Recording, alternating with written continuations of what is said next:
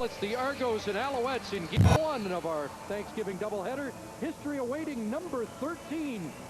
Anthony Calvillo chases the record today. Arrived about 3.5 hours ago. First into the Alouette locker room. And sometime in under 3 hours from now, we expect he will be the all-time CFL and pro football passing leader, and couldn't have been a better day for it. It feels like summer here in Montreal on Thanksgiving. Back in July, Anthony Calvillo got the touchdown record against the Toronto Argonauts. He got the completion record against the Argos in August, and it's the Toronto Argonauts, the opponent again. 258 yards for Anthony Calvillo, and he'll become the all-time leader in CFL history and in football in passing yards. And he's excelled under Mark Trestman, over 19,000 yards in 3.5 years under Trestman. Still looking for a win today to stay even with Winnipeg. Jim Barker's team trying to end a 6-game road losing streak. Away we go, and it's Perry Floyd from inside the Montreal 5-yard line, and Floyd takes a heavy jolt at the 21-yard line, and that's where Anthony Calvillo will begin his 300th game in the Canadian Football League. 300th game, and he's averaging this year in his 18th season 305 yards passing per game. The last time he played against the Toronto Argonauts, in that July game, I should say, he had over 240 yards passing in the first half. Jamel Richardson has been his #1 target in the receiving corps. Only 4 times this year under 100 yards for him. And interesting matchup for Andrew Woodruff at guard, and Scott Flory will have to take on Claude Wotan and Kevin Huntley in the interior of that defensive line. Calvillo needing 37 yards for his 10th 4,000-yard season. They begin double tight end formation, and he's throwing to the fullback, Kerry Carter, out of the backfield, and Carter up across the 30. And that's an 11-yard pickup. Take a look at that defense for the Toronto Argonauts. I talked to them yesterday, and there's Huntley in the middle of that defensive line. Missed a couple of games this year due to injury. Jason Pottinger is back in the middle. Talked to a couple of those guys about facing Anthony Calvillo today, and they were fired up even more to try and hold him and not allow him to get the 258 yards. And he said, and most of the guys said, you know what, he's going to get that record. We respect what he's done through the year. We want to win the game more than anything. Starting lineup brought to you by Rona, proud partner of the CFL and its 8 teams. It's a first down, and Calvillo is flushed and stepped up and is dropped about the line of scrimmage, maybe a yard for a guy who has rushed now 14 times on the season and just under 100 yards on the ground. Byron Parker was one of the guys that I talked to, and talking about how Anthony Calvillo is so tough to intercept. He's so tough to pick off. Only 4 on the season for Calvillo. His touchdown to completion or interception ratio, unbelievable, off the charts. And the Argonauts saying, you know what, he's going to get it eventually. Might as well be this afternoon. As long as they win, that's all they're worried about. 2nd and 9, and there's a conversion catch to Jamel Richardson, who leads the Canadian Football League in catches and 2nd down catches, and a big part of Calvillo's season. Well, is he ever? I mean, this guy, and Jock Climby talked about it in the pregame show, that he would get Jock's vote for MOP on the season. And, you know, you can make the argument that he should because of the season he's having. He's averaging 109 yards per game. Only 4 times this year has he been under 100, and they lost 3 of them.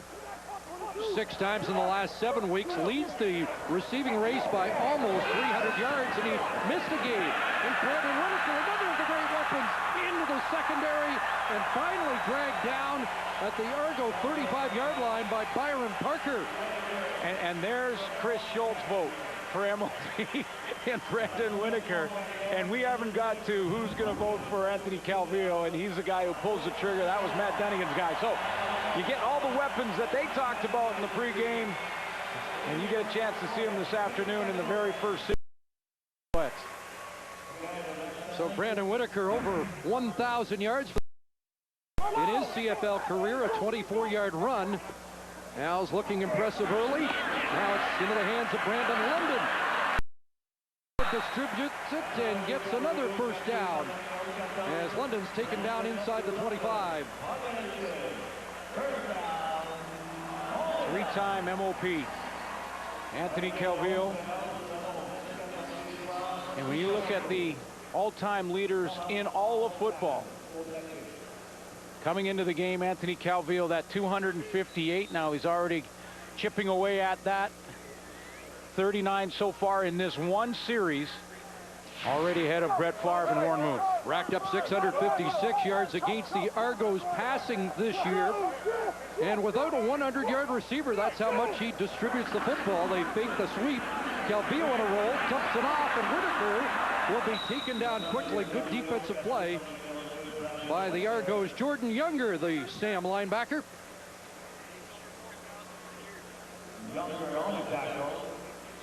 But with that reception by Whitaker, Anthony Calvillo has just passed 4,000 yards. That's the 10th time in his CFL career. 5 seasons over 5,000, and he is on pace for over 5,000. And the guy that he communicates on the sideline at game time is Scott Milenovich, the offensive coordinator. In fact, he told me yesterday, he says very few words during the game to Mark Trestman. And it's everything. If a player wants to talk to Anthony Calvillo, they go through Scott Milenovich, because he likes to get into that zone. And when he's in that zone, he is almost impossible to stop. Saw the Alouettes convert on 2nd and 9 earlier in this drive, and now looking at another 2nd and long situation at the Argo 21. It's 2nd and 7.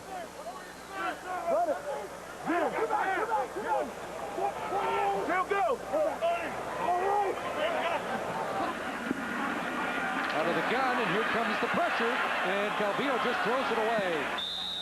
Heat coming off the edge from Ronald Flemons, and the Alouette drive has stalled.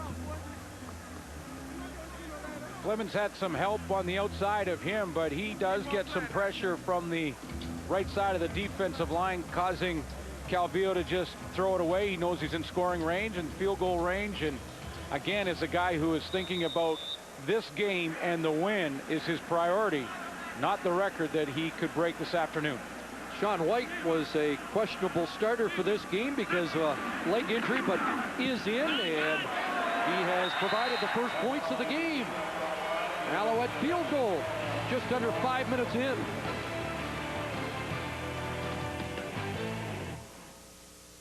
Wonderful stuff, DNA. It's what makes you, you. An individual with individual needs, which we are always delighted to help with. It's in our makeup. American Express. Realize the potential. Can you see it? It's happening. Right here, in northern Alberta. We're recovering oil 450 meters beneath the forest, while disturbing less land within it. Welcome to a different kind of oil sands. Discover more at adifferentoilsands.com. Cenovus Energy, a Canadian oil company. I could go onto a site and go, I like to play soccer, and maybe I'll get 5,000 women that like to play soccer. Fantastic, but so what? If that's all I have in common, it better be the World Cup all year round, or we're going to be in trouble. There's no click. There's nothing deeper than that. With eHarmony, everything's so to the core. I think you stand a much better chance of meeting someone you really connect with, and that's more important to me than anything, you know. Review all your matches for free at eharmony.ca. Why not invite Red and Ginger over tonight? Johnny Walker, the world's #1 selling Scotch whiskey.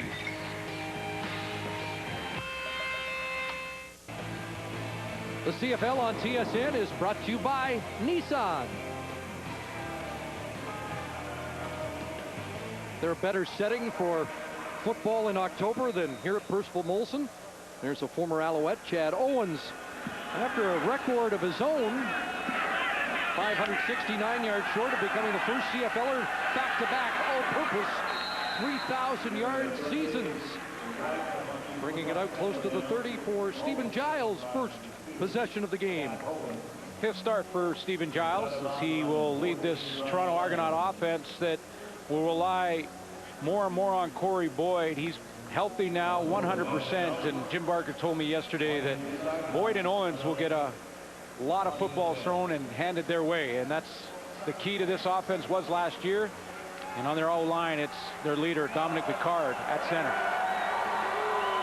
Boyd, a frustrated running back a week ago. Didn't think he got the ball enough. 11 carries, 60 yards. And a fake there, and Giles pulls it. Tries to get outside, and he gets upended. Alouettes defense that ranks first against the run. So that'll be strength against strength, really, for in this game. When you think of the strength of the offense for Toronto is their running game. There's no Jermaine McIlvain. Holden Hopkins plays in the D line. Chip Fox, their playmaker, back there in the linebacking core, and Paul Waldo gets to start at corner. How about Ramon Guzman with 2 tackles on that goal line stand in Winnipeg. 2nd and 9, and it's swung out to the near side. And here we go, back in the lineup. Stopped short of the first down by the safety, Jeff Heck.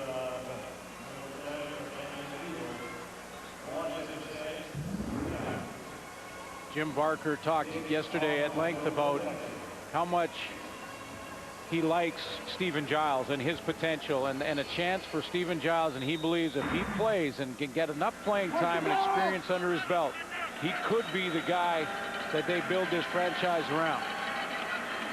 Giles is just his 5th game. It's a 2-and-out for the Argos, and Terry Floyd is back as Noel Prefontaine. Line drive, short kick, and Floyd unable to come up with it in the air. He'll take the 5-yard, no yards, and get tossed down very quickly by Cedric Gagne-Marcoux.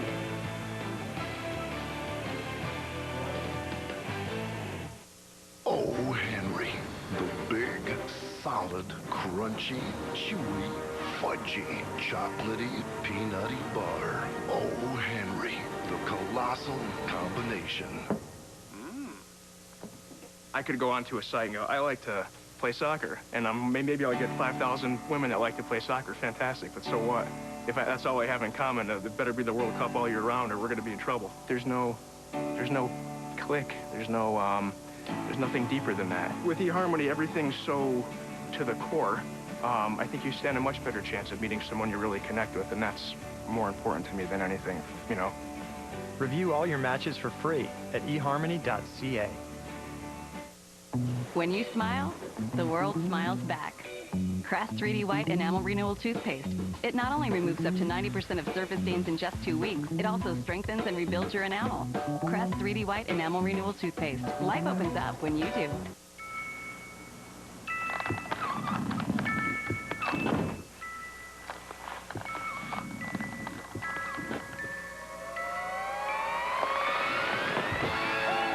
To wake up raring to go, turn to the smart breakfast choices at Subway restaurants, like our ham and cheese egg muffin melt or the Sunrise Subway egg muffin melt, both made with egg white omelet. Add lots of vegetables to build a better breakfast. And try our yogurt parfait. Subway, think fresh, eat fresh. Back to Montreal. Let's check in on the sidelines. Here's John Liu. Well, Glenn, you mentioned that the Toronto defenders are trying to keep Calvillo's yardage below 258, but defensive coordinator Orlando Steinauer said that protecting his former teammate Damon Allen's record was not part of his message to his players. Basically, he's trying to keep Toronto's faint playoff hopes alive, and to that end, on Thanksgiving Monday, he plans to throw what he calls a smorgasbord of plays against Calvillo, a mix of blitzes, man-to-man, and zone coverage compared to the 80-20 split zone to man-to-man, which Calvillo shredded for 2 previous records in their meetings against Toronto this season. AC with a completion to S.J. Green, stopped for short gain by Sean Smalls on the boundary corner. Yeah, you think that the Argos would be real fired up. The entire coaching staff, including Steinauer, their new defensive coordinator, did not really bring it up, didn't talk about it during the week. They are mixing things up defensively, as John mentioned. Byron Parker told me yesterday, he said, you know, it's going to happen. He's had a great career. We just need to get a win. That's all they were talking about. Let's pick up there, and the pass sails high on 2nd and 6, intended for the veteran Kerry Watkins. And the Argos get a 2-and-out defensively this time. You know, and Parker said to me, he said, more importantly, he says, I'd love to pick the guy. You know, it's so difficult to intercept Anthony Calvillo. Just 4 on the year. And Parker said, if I could get one on AC, that'd be a great afternoon. And it's a great shot of the football coming right into your Thanksgiving Day living room. Stephanie Dunthorne, our camera down there, took the worst of that. Mentioned interceptions. Calvillo with just one in the last 9 games. Here's White's kick, and Owens is going to let that hit the turf. That's going to bounce a few extra yards on Owens. It'll be a no yards, but the Alouettes will take that. 56-yard boot.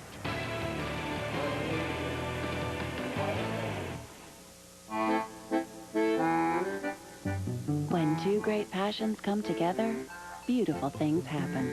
Panabello Pizza, inspired by fresh baker's bread and prepared with carefully chosen toppings. It's Dr. Oetker Panabello Bakery Crust Pizza. The only pizza with a bakery bread crust that's crispy on the outside, soft on the inside. Panabello Bakery Crust Pizza by Dr. Oetker. Authentic bakery sensations.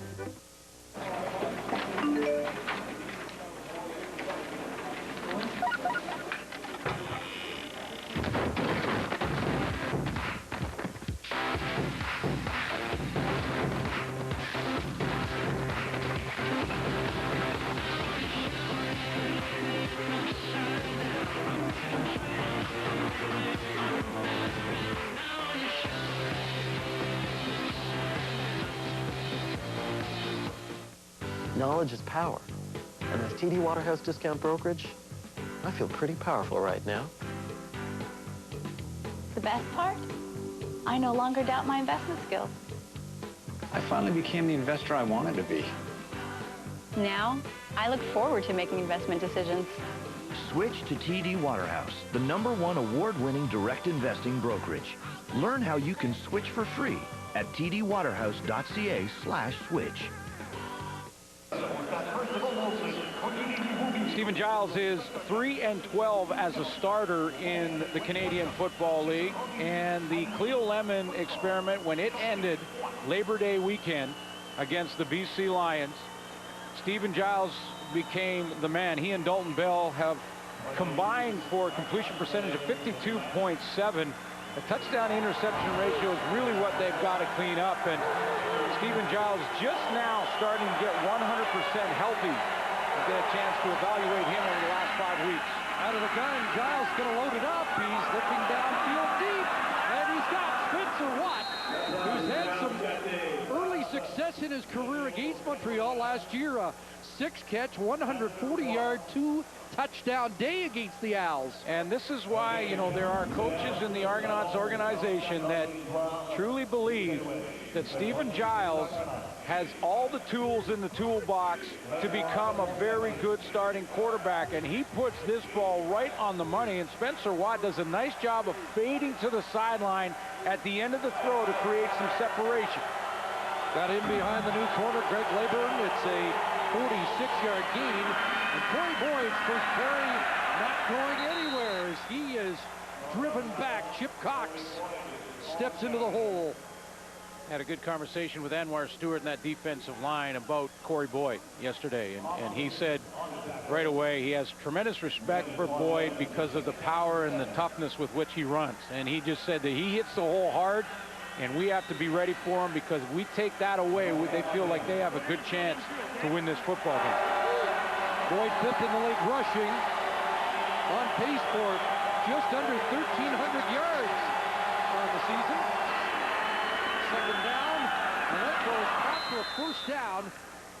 There's Jermaine Copeland with the catch, a former favorite target of Anthony Calvillo. And a guy who mentioned and suggested he'd like to see the ball more too. You know, he's at the twilight of his career, on the downside of his career, but still very important to the Argos and to a young receiving core and his leadership and the intangibles he brings in the locker room. Looked like he was on his way down in that jump and still was able to snag it. Still looking for his first touchdown of the year. First down. Back to Boyd. There's Guzman stepping up. Cox as well. And they'll drag him down at the 29 for about 2. You know, that's the toughness that Anwar Stewart talked about. You know, Ramon Guzman's a big guy. He's a 235-pound linebacker who has a clean run in the hole on Corey Boyd, who refuses to go down on that contact. I mean, that's a good form tackle, good position. Chip Cox has to help out, and it ends up taking 3 Alouettes to bring down Corey Boyd. That's the toughness that Anwar Stewart was mentioning. First time they've had to face Boyd this year, it was Chad Cackert. In the first 2 meetings, Alouette victories, second and long, and there's Stewart in pursuit. Open man, and Chad Owens can't make the catch. Looked like Giles was just trying to get that football just over the outstretched hands of Marc-Olivier Brulette, who's coming across number 10. You're going to see him in your picture. Roll out to the right here for Stephen Giles as that pocket starts to collapse with Stewart on the backside. I'm not sure if Brulette got his fingertips on that or not, but just a little bit behind and high for Chad Owens. Well, Prefontaine's had a good year, solid numbers, 10 of his last 11, 4 for 4 last week. This attempt from 37 out. Trying to tie this up, and he nails it. So the Argos answer the opening field goal by Montreal. When it's hot and you're under the gun, you want some fabric that's going to perform for you. You've got to have a great moisture wicking system, and we start with our Performance Dry Fit. And from there, we really start looking at how you can build additional features and benefits to help an athlete's performance exceed their expectations. You name it, they've got it. It's all to benefit the golfer. You don't want the fabric to hinder you or cost you a shot. I don't have to worry about my clothing. All I have to do is worry about going out and playing golf. Dry Fit Performance Apparel from Nike Golf. For the jackpot, name the cut of meat that's often called the king of beef. I'd like to call my buddy Marty. You sound confident. He's a butcher. Come on, it's prime rib. Let's get him on the line. It's prime rib, right? Yes. Yes, it is. Seems Marty's preoccupied. The Prime Rib Grandma Burger. It's burger bliss. CFL on TSN action continues next when the Rough Riders take on the Eskimos. Game 2 of our Monday doubleheader live coverage immediately following this game on TSN and TSN Mobile TV. And the Eskimos trying to move back into a 3-way tie for first in the CFL West. Rough Riders need a win to stay alive. Yeah, that's a big game for Saskatchewan. If they want any hope of trying to catch a playoff spot, they still have Edmonton twice. So, how about Saturday night? Was that any good? Oh my goodness! Congratulations to Paul McCallum for setting a CFL mark. Speaking of record setters, yep, 30 straight field goals for McCallum, and finished that game in dramatic fashion, hitting a 50-plus field goal to win with no time left. I'm not sure there's been many more interesting games by a kicker than the one we saw from McCallum on Saturday. Good downfield cover by the Argos, who have been terrific in that area this year. And it's a long field for Anthony Calvillo here with just under 5 to go in the first quarter. This number and this stat is absolutely amazing. It's on pace for the best ratio, touchdown to interception, in the Canadian Football League. I thought Dave Dickinson's in 2000 would be a mark that no quarterback would be able to hit. Just 6 interceptions an entire year. Calvillo a couple of times has had just 5. 4 this year so far. 3 of them came in the first 4 games, and he's thrown 1 in the last 9. Interesting that there were only 2 names on that list. Yeah. He grabbed, but Calvillo has to throw that away. Nothing was available, and Ricky Foley was closing down. And that's one of the reasons. I mean, you know, he's got that great ability, Anthony Calvillo, to feel pressure, this time coming from Ricky Foley, make that quick decision, and if nothing's there, save the loss, throw it out of bounds. So 2nd and 10, he's 5 for 8, 46 yards so far. Here. Pressure. Going deep, looking for Watkins, and Watkins trying to readjust to the ball. It's incomplete. Sean Smalls, the corner, with good coverage for the Argos. You know, so far the Toronto Argonauts, although they said to me yesterday, most of the guys said they're not really thinking about that record. They played pretty well in this game defensively. That first drive, Calvillo moved the ball a little bit, but they're getting pressure. We saw Ricky Foley on the last play. Flemings was up there as well on this play. Back-to-back 2-and-outs. Maybe they got the Matt Dunnigan speech late. Remember when Mike Pringle got stopped short of a record pursuit by Matt Dunnigan's Calgary Stampeders a few years back. Stamp came into that game intent on making sure that Pringle didn't get the record on their watch. Owens will pick it up. That'll be no yards. And he's going through, and he might score. Chad Owens gets a block, and he's gone. Touchdown, Toronto. There's a flag down. We'll see what this flag is. Chad Owens is definitely a no yards. Was there anything else for Kim Murphy's crew to call? Nice spin move at contact when he caught the ball from Owens. No yards. Montreal. The penalty is declined. And that's it. 58-yard touchdown return for Chad Owens. Watch the spin move when he finally does pick the football, the bouncing football up right there as he spins through the tackle, and then he's gone with one man to beat, and he gets the block he needs from Linjay Shell at the end of the return, and Chad Owens finds the end zone. First punt return this year for a touchdown. As a kick return for a touchdown, that's the third Argo return for a touchdown. And the guy who was with the Alouettes is fired up about that. Closing into that mark of 3,000 plus all-purpose. And this certainly will help. But a great spin move. If he gets space, we all know what he's capable of when he gets space. And he's going to, that acceleration, you're not going to catch Chad Owens from behind. The only hope there is that for the Montreal Alouettes was that their kicker Sean White makes the play and he's blocked by Linjay Shell, because no one's catching Chad Owens from behind. Walter Spencer usually so reliable on those teams for the Alouettes with a miss, and Owens makes them pay. Hey. Well, now that might change the focus of the afternoon. We just keep playing. We just keep playing. Everyone was watching. My family back home, baby, I love you guys. That's for you guys, baby. And right now, Chad Owens might be getting some love in Winnipeg, as Bomber fans would love to get some help from these Argos today in that race for first. And won't home field advantage in the Eastern Final be huge? Yeah. Can you imagine the difference playing at Olympic Stadium on one side or at Canadians on the other? Mark Trestman understands how important that is, and to have that bye to heal up and be one game away from the championship, and a chance again to remind fans, a chance to three-peat as Grey Cup champions.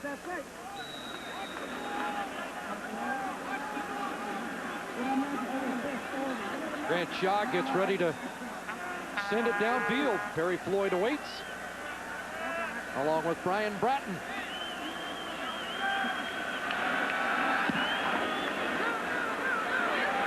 It'll be Floyd from inside the 5. And the former Bomber snuck through and then gets tagged by Grant Shaw. Well, Calvillo got off to a great start. He was 4 for 4 out of the gate, but since then, the Argos have closed him down. He's 1 for 5, a 4-yard pickup on that one completion since. Yeah, the past 2 series of 2-and-outs, and that D-line for the Toronto Argonauts playing well. Ronald Flemings and Ricky Foley off the edges have provided the pressure for the most part. And in his pregame address, Jim Barker talked about the pressure up front. They need pressure from just the 4 so that they can do more in the back end to cover guys like Jamel Richardson and S.J. Green.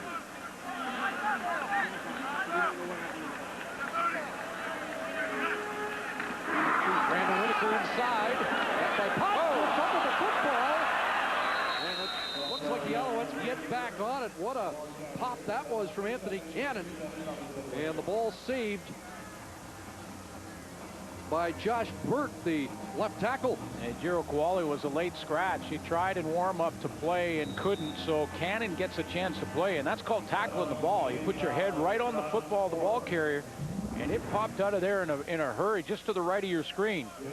He slides inside and pops it out.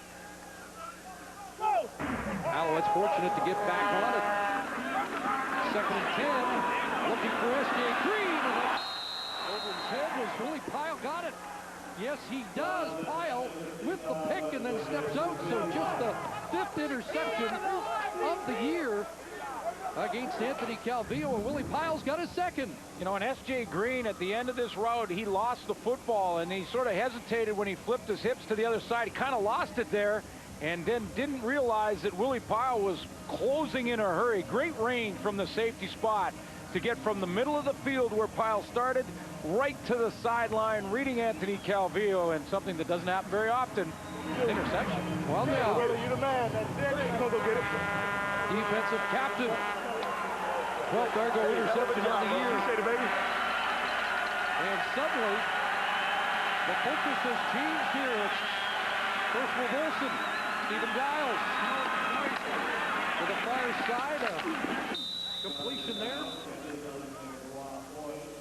Well, just how hard, and we just explained how hard it is to intercept Anthony Calvillo. Just his 2nd interception in the last 9 games. Gives Toronto great field position and tons of momentum after the Chad Owens return for a touchdown. The interception and now a chance to put more points on the board. Interesting to see a catch by Corey Boyd, who complained about not seeing the ball. Jim Barker said that Hamilton schemed against the run last week. 2nd and 2, and a little shovel is tossed out there. And that's a catch by the tight end, Alex Busby. So the Argos reaching into their bag of tricks.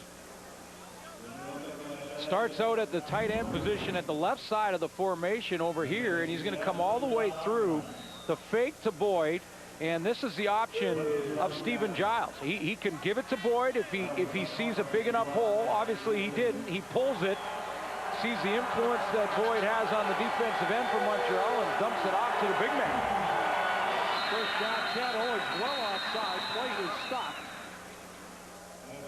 As Owens was about 5 yards beyond the line of scrimmage before the snap of the ball. You know, I've watched Chad Owens as a receiver this year, and it's a position that he's evolving into. You have to learn that. Jar Kleiman will tell you that's Offside. Toronto, number 2. 5-yard penalty remains. First down. You know, or Milt Stiegel will talk about the importance of being patient in route running, and it's not just like a returner who gets the ball in his hands and is gone. He reacts and takes off, and those decisions are instinctual. He just goes where he sees daylight. Different for a receiver, and he's trying to learn that spot, but it'll pay off down the road. 4 of the 5 starting receivers for the Argos have 1 touchdown or have not scored a touchdown yet this year. Time running out. And Giles throws it away and takes a hit for his troubles from Anwar Stewart. Good composure so far in this game for Stephen Giles. I mean, he's had some pressure, mostly from Anwar Stewart off the edge. And he's been able to make good decisions, not force the football. Pretty good completion percentage early. Earlier in this drive, a completion to Corey Boyd, and I was going to ask you, don't they have to get Boyd involved in the passing game if they decide they can't run the football? 2nd and 15. Pressure, chip pops off the edge. Giles just gets rid of it. So the Alouettes turn up the heat on that last series against Toronto. Tough spot for Corey Boyd here. He's got to pick up the blitz, but he's got 2, and he does the right thing by stepping up in the middle and taking the most dangerous. Boyd is right to the right of Giles, and he's going to step up and take Guzman here, but there's one more coming off the edge, and he has to make a quick choice. There's 2 to pick up. He gets the right one, and Chip Cox comes off the edge free. Final play of the opening quarter, and Prefontaine will look for the pin.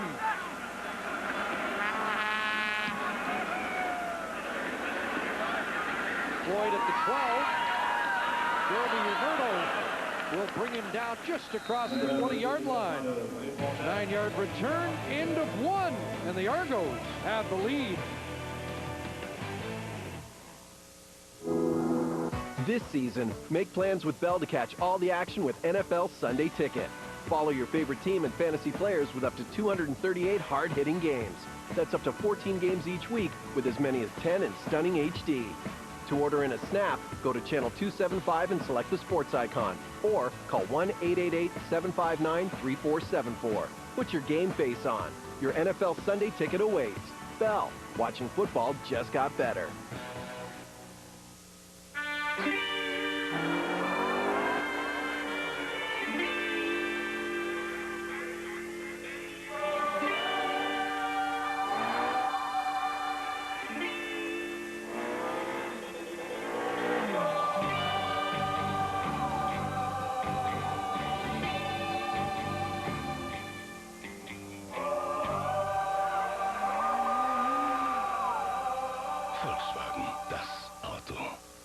Shop at Safeway, swipe your club card, and play.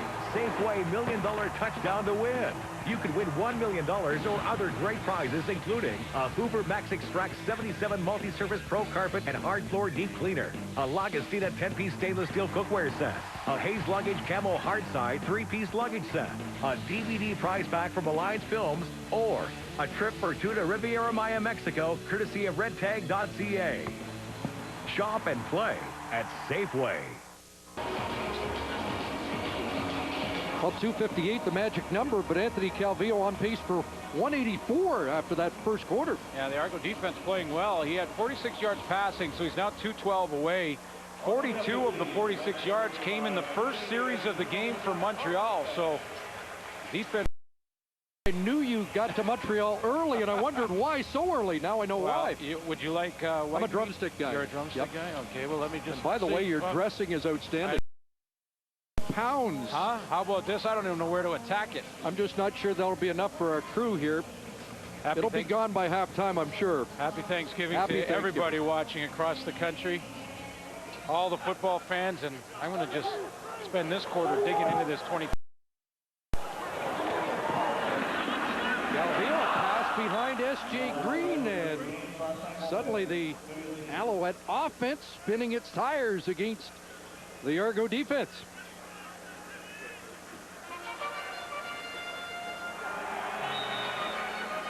Well, it looked like he might do it by halftime the way he got out of the gate, but suddenly this offense has stalled. Well, and again, that July game where he broke the touchdown record against the Argos, he had 246 yards passing in the first half of that game. 2nd and 10. And here's Whitaker with some blocking. Cuts it back. And Brandon Whitaker is dropped at the 29-yard line, but that will be short of the first down. It's another Montreal 2-and-out.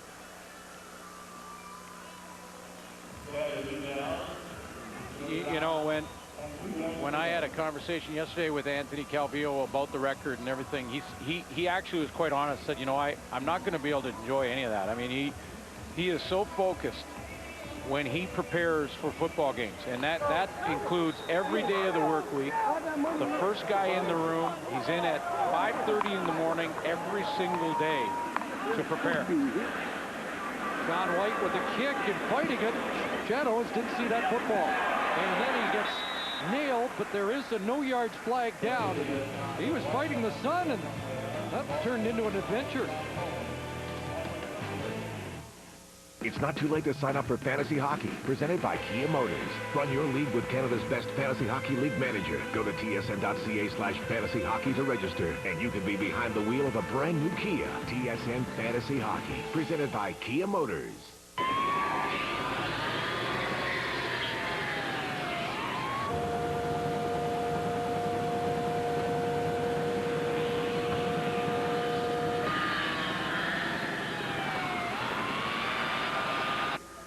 Is your car ready for winter? Visit Midas for our $39 winter maintenance package, including oil change, tire rotation, brake check, and more, and get 120 days free roadside assistance with purchase. Be safe. Trust the Midas touch. Sausage belts. Shouldn't tie us over till lunch. You know they got this idea from me, right? Tim? Yeah. How long have I been saying they should use sausage in these? Years. Exactly. That's why it's named after me. The B in belt, it stands for Bob. I think the B actually stands for bagel. It could stand for Bob. Satisfy big morning hunger with a fully loaded breakfast sandwich. Introducing Tim Hortons Bagel Belt, now with sausage. Just $3.49, always a great value. Always Tim Hortons. Well, maybe this fellow from the Cornell Big Red Marching Band is Simon Cowell's next superstar. The biggest prize in television, the X Factor new series, continues Wednesday at 8, 7 Central on CTV. Ken Austin coaching in Cornell. Ken Austin, top 10 or 11, number 11 on the all-time pass list. Double check that. Argo's going to work on offense. And Giles throws incomplete. Priche Rodriguez hadn't turned around as he was working against Seth Williams on the corner. A couple times in a row now that Chip Cox has come on a blitz defensively, and it's getting picked up, this pressure, pretty well by the O-line and Corey Boyd. And the problem for the Argos in this blitz pickup right now is that the receivers are not adjusting at all. They're sticking with their regular routes, running down the field, and they have their back to Stephen Giles as he's getting that pressure. Eventually the protection will break down. Ken Austin, number 11, by the way, on the all-time list. Giles, there's Rodriguez up to it, but that's a short one, and Diamond Ferry was there. Ball popped loose. You heard the whistle. The Alouettes will take it down into the end zone just in case, but I don't think we'll get a challenge on that. Now, you mentioned Corey Boyd in this Argo offense, Chris, and I couldn't agree with you more. You know, he's just a guy that Giles has got to get the football to, whether it be running the football or getting it out of the backfield. They won 9 games last year because Corey Boyd, when he rushes for 100 yards, they win, plain and simple. Now, you remember the Commonwealth Stadium, that spectacular catch he made in the end zone?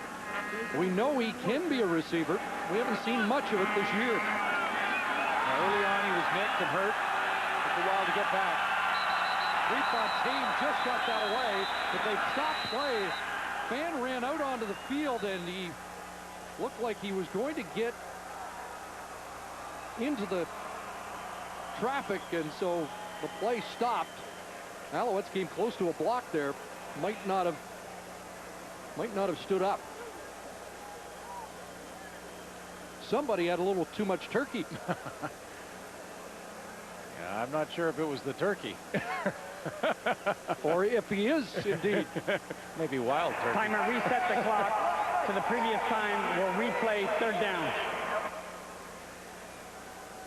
But you know, that could have had Montreal, who were so close to blocking that kick, had they got to that kick, that wouldn't have counted. They would have replayed this down, and that's, fans, enjoy it from the stands, please. Might hurt your home team. Better kick by Prefontaine. Boyd at his 33, bubbles back, loses yards, and dropped at the 28. That's a loss of 5 on the return. Hang in there, sweetie. Hang in there. We're almost there. We're almost there. Okay. Hi. My wife's having a baby. Let's take a look. Hi, ma'am. Oh, hi. This is Passat, right? Yeah. Starts with a button. Sure does.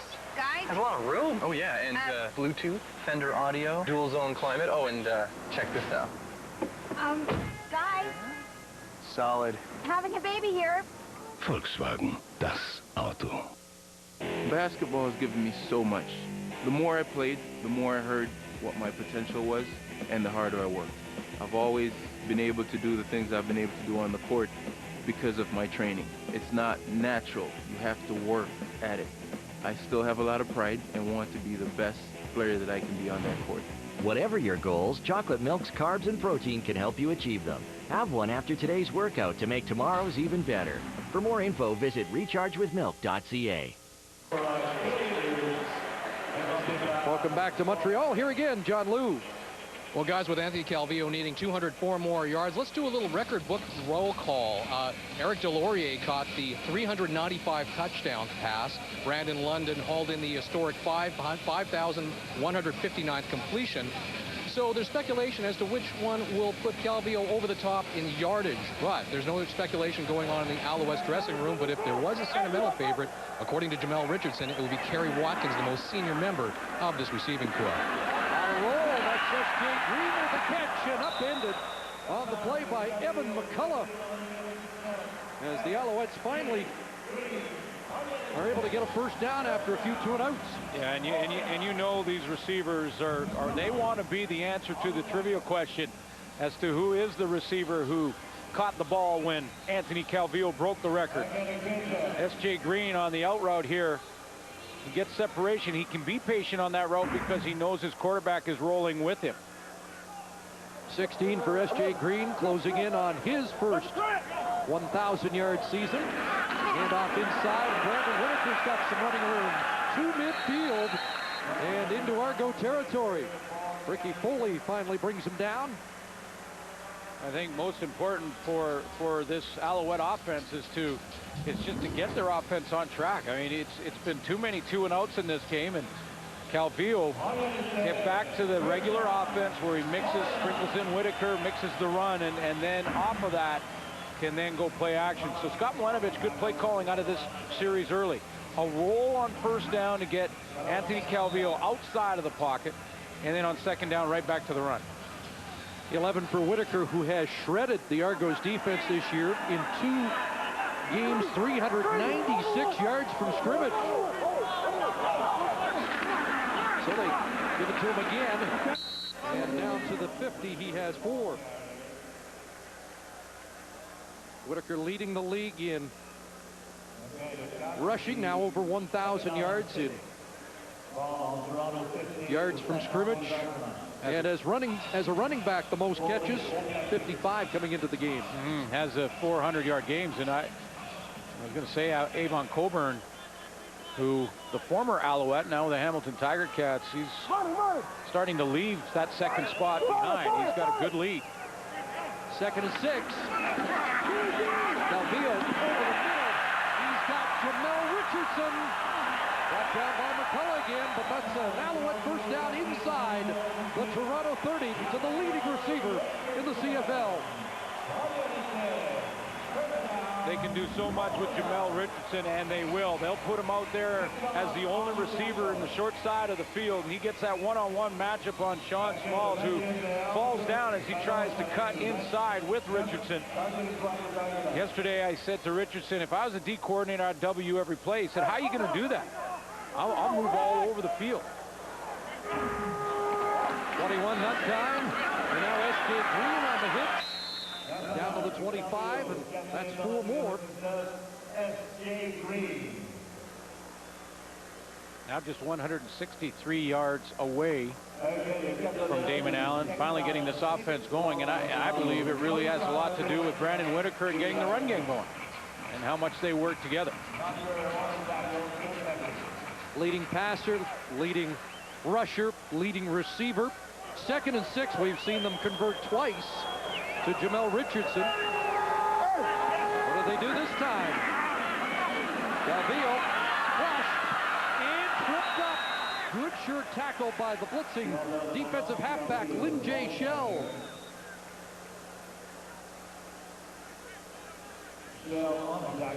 And so the field goal unit has to come on. Lynn J. Shell and Willie Pyle over 120 tackles for this Toronto defense. I mean, Lynn J. Shell leads the team coming in. And a little extra kick to the head as Anthony Calvillo was down. No penalty flag. So Sean White from 33 out.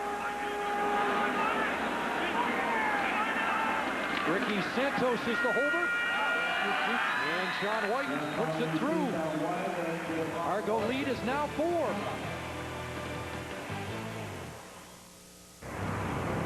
It's Speed Weekend on TSN and TSN2. Friday night, it's the Nationwide Series from the Charlotte Motor Speedway. And later, it's qualifying for the Korean Grand Prix on TSN. Saturday, the chase for the Sprint Cup continues. 7 Eastern on TSN2. And then late night, it's the Korean Grand Prix on TSN. Speed Weekend. starts Friday on TSN and TSN2. Let Via Rail Business Class help you stay connected. With our free onboard Wi-Fi service, you can access your emails at any time and stay connected to clients and the rest of the world. Or reconnect with your colleagues from the comfort of your seat, all while we connect you directly from one downtown to another. Connect to what matters to you on board Via Rail Business Class. Every idea we have begins with you. The way you connect. How you browse. How you share. And how you interact with the world around you. Down to the last detail, you inspire everything. Because in the end, innovation doesn't really matter unless it does something that really matters to you. The HTC Evo 3D, available at Future Shop. Our stack tally brought to you by Purolator, tackling hunger across Canada. Check. A good game by the BC Lions on Saturday, and Winnipeg Blue Bombers still lead the way, have for the most part all year long. And our hats off to the folks at Purolator for a terrific promotion that's especially significant at this time of year. Helps a lot of people. So under 9 minutes left first half, Chad Owens has the biggest play of the game, that punt return touchdown that has vaulted the Argos into the lead. And after the Sean White field goal, Toronto opting to receive the White kickoff out of the scatter formation for Montreal. And again, fighting the sun. Owens makes the first man miss and then gets dragged down at the 36-yard line.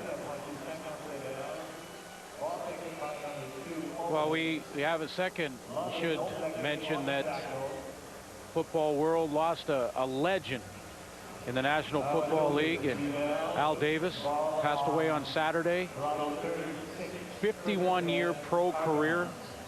Offensive coordinator for the Oakland Raiders, Mark Trestman, worked for Al Davis, and the AFL commissioner in 1966. Football fans across North America have lost a legend. Argos swing it out to get it into the hands of Owens, and Chad Owens has a first down up across the 45-yard line. Well, a man who made a huge impact on the life of Alouette coach Mark Trestman. He meant a lot to a lot of people. I mean, he was really an owner who really knew football. I mean, he knew football at the base levels on up. He could coach either side of the ball. He had an understanding of personnel.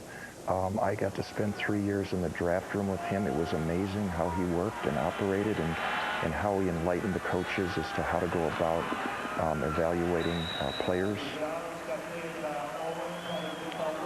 Chad Owens series for the Argos, brought down by Paul Waldo. Yeah, just really did it his way without question. And you know, Mark Trestman went on to tell us yesterday about how impressed he was with Al Davis and his ability to sort of transcend gender and hire a woman president and race. When he hired Art Shell as a head coach in Oakland, he was the guy who hired John Madden when he was just 32 years old. Took a chance there that worked out very well for him, obviously. He did it his way. Second down, Giles is an open man, and the Argos have a first down on that sidelines pattern to Preche Rodriguez. You know, you really have to give this Argo team a lot of credit. I mean, this game was all with Anthony Calvillo on the marquee and his record, and they were trying to really downplay that. Not anybody across the country giving the Argos much chance to even compete in this game, and they're battling. Apparently not accepting the role as Washington Generals today. Well, that was the talk. It was basically the Globetrotters versus the Generals, but not for them. They don't feel that way. In that all the attention was on Calvillo and what looked like a surefire record, but maybe the Argos were playing poker with you yesterday, saying, nah, he's got to get it. You're right, you know, and that could have been it. You know, the coaching staff said they didn't address it all week long, and the players tell me they didn't care. It was no big deal. They respected him, and they probably get it this afternoon, and they just kind of blew it off that way. And I was quite surprised by that, but you're right. Maybe they were just great poker faces saying, no, we're going to come out and play football. Shorten the playbook this week, focusing on better execution. Second down. Play action fake, plenty of heat, and there's the inside screen to Boyd. And Boyd gets taken down. Ramon Guzman, who's been laying out heavy hits all year, with a late flag after the tackle. And who's this going against?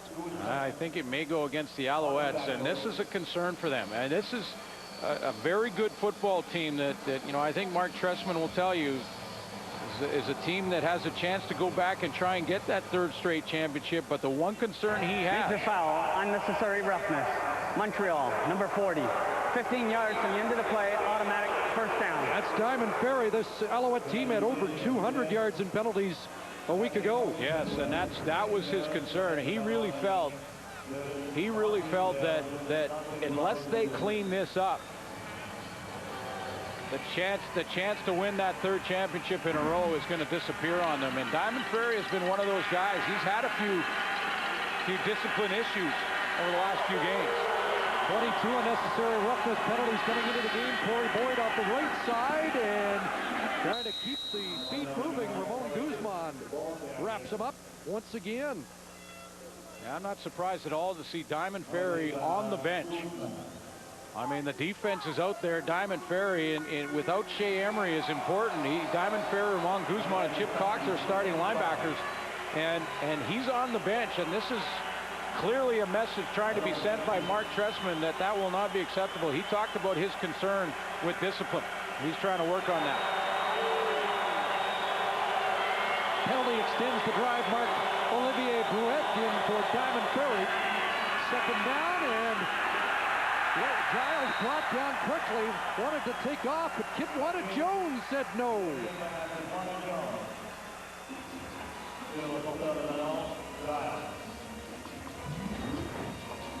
Kitwana Jones getting his chance to play. He's at stand-up position, left side of the defensive line. You got to admire Kitwana Jones' career and perseverance, because he's 7 years in the league. He's been a special teams player, but whatever team he plays on, he contributes, whether he gets a few reps on defense or covering those kicks. But the penalty against Ferry brought it into field goal range for Noel Prefontaine from 35 yards out. And Prefontaine's got it. And the Argo lead is a converted touchdown once again. Yeah, and that's right. That's 3 points on the board. And that's exactly what Mark Trestman was talking about yesterday, and why Diamond Ferry did not play the rest of that series. Let's take one more look at the penalty. And this is stuff that's totally avoidable. I mean, Corey Boyd is down. Yes, it may have been a borderline late hit there from Dominic Picard, but no big deal. That's where you maintain your discipline and you walk off the field, stopping the offense and forcing them to punt. Mark Trestman will not have it the rest of the season. I guarantee you, he's going to crack down on these players about discipline. So under 4.5 minutes remaining here in a first half that has been a surprise. 163 yards away is Anthony Calvillo. Richardson.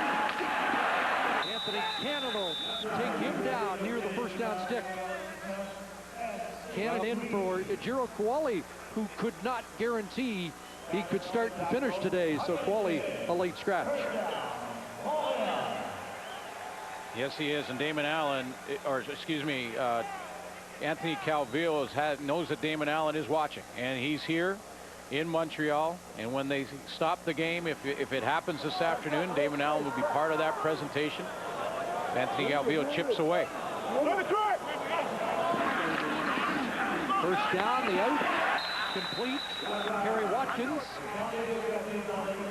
You know, when you look at the numbers, I know Jock Climby in the pregame show talked a little bit about this, but Anthony Calvillo, if he does it this afternoon, will do it in over 600 fewer attempts and 70 fewer games. I mean, if you projected Anthony Calvillo's numbers, and this is taking nothing away from the great career of Damon Allen, he would be just shy of 95,000 yards if he played those extra 70 games.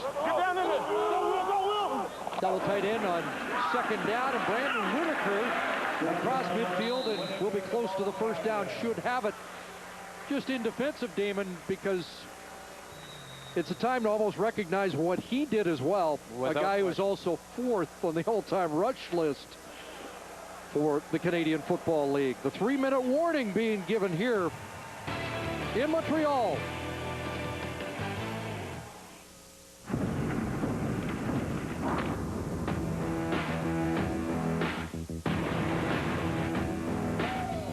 If you've ever wanted to feel like you're part of something exciting,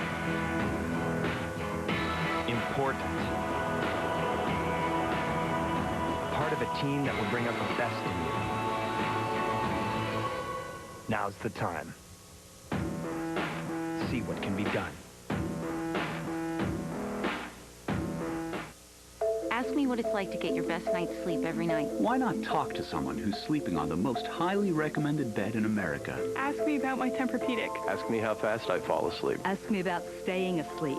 Tempur-Pedic owners are more satisfied than owners of any traditional mattress brand. Ask me why someone who's never had an ache or a pain is in love with this bed. Tempur-Pedic, the most highly recommended bed in America.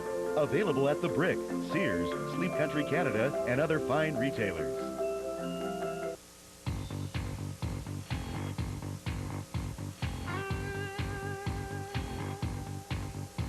There are perfect days for driving. There are perfect roads for driving. But when I'm in my Jeep Wrangler, I just need to know perfect's out there somewhere. And it's my job to find it. Jeep.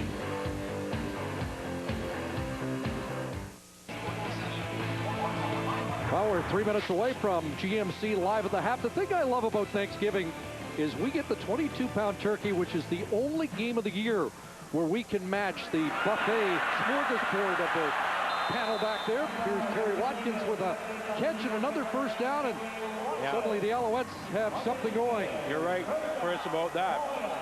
And I know it's not great broadcaster etiquette, but this 22-pound turkey doesn't have a chance, my friend. I think it's down to about 21 pounds now. Yeah, they do have something going offensively. I think Kerry Watkins, as John mentioned, is a sort of a sentimental favorite. I think a lot of his teammates would like to see him make that big catch. Anthony Calvillo can cross that threshold this afternoon. Tough year for Watkins, just 22 catches coming in. There's Whitaker straight ahead. And good first down production there to the 32-yard line. Yeah, that has been a key. When the Argos have been able to get those 2 and outs like they did in the first, it was good production on first down defensively to limit the gains. But this series has been the opposite. Nice move in the hole for Brandon Whitaker. Just didn't have anything right at the point of attack. Little shake and bake, bounced it, and your leading rusher in the CFL picks up good yardage.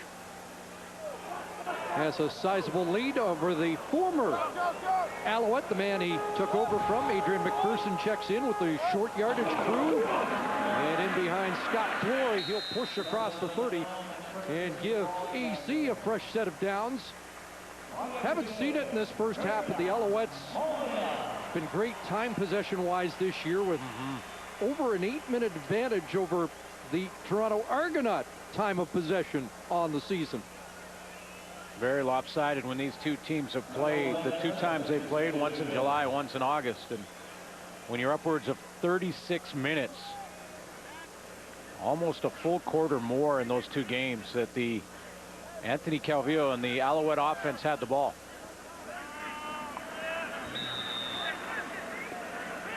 So first down at the Argo 29.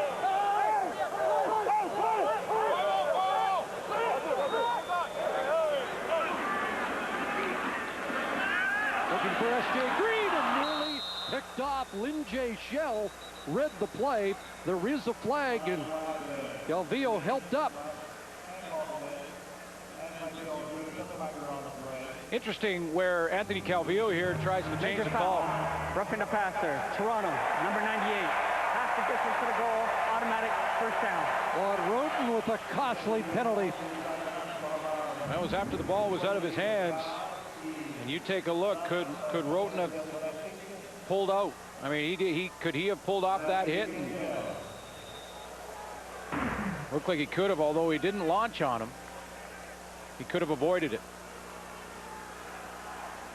Former St. Louis Ram, who was challenged by Jim Barker a few weeks ago to put more pressure on the quarterback and take the double team away from Kevin Huntley. There's that pitch to Richardson down to the 5-yard line. For Alouettes, he does get enough to get the first down, it looks like, or it'll be very close. They can get the first down without scoring.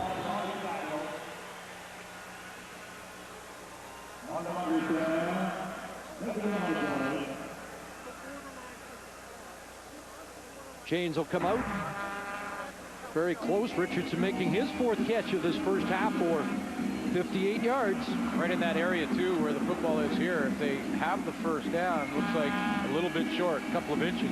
They probably are happy about that. Gives them an extra down inside the 5 as Adrian McPherson comes back out. But in that area where you wonder if the play call may be to throw it in the end zone for Anthony Calvillo, and he can add to that total. Over 400 touchdown passes. So McPherson is in, the heir apparent. It's just not apparent when he'll get to take over.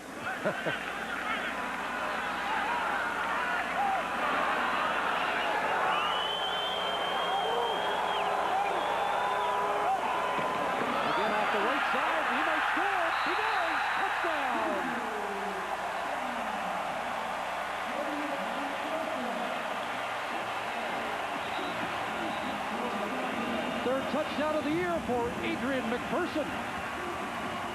Argo's expecting him just to drive forward and get a couple of inches for the first down, get Calvillo back on the field, and Adrian McPherson fools him by bouncing outside, gets a lead block from Darren Diedrich and scores himself.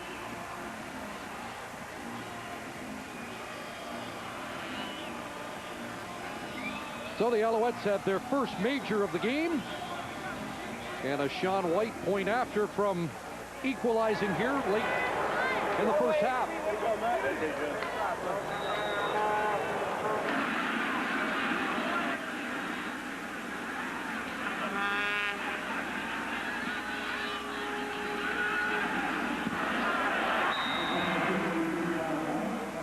So the game is tied after that 9-play, 75-yard touchdown march, capped by McPherson, engineered by Calvillo, that took less than 3 minutes. Nice touchdown run there by Adrian McPherson. He gets that lead block by Darren Diedrich, who's going to take on linebacker Tristan Black and drive him down. And then Pottinger, who wants to come in and fill the inside hole, now has to bounce outside, and he can't get there in time to stop Adrian McPherson. That's the hole Pottinger wants to hit. But you can see now he can't because of that great block by fullback Darren Diedrich. Well, tailback, actually, Darren Diedrich, but played the fullback role on that play.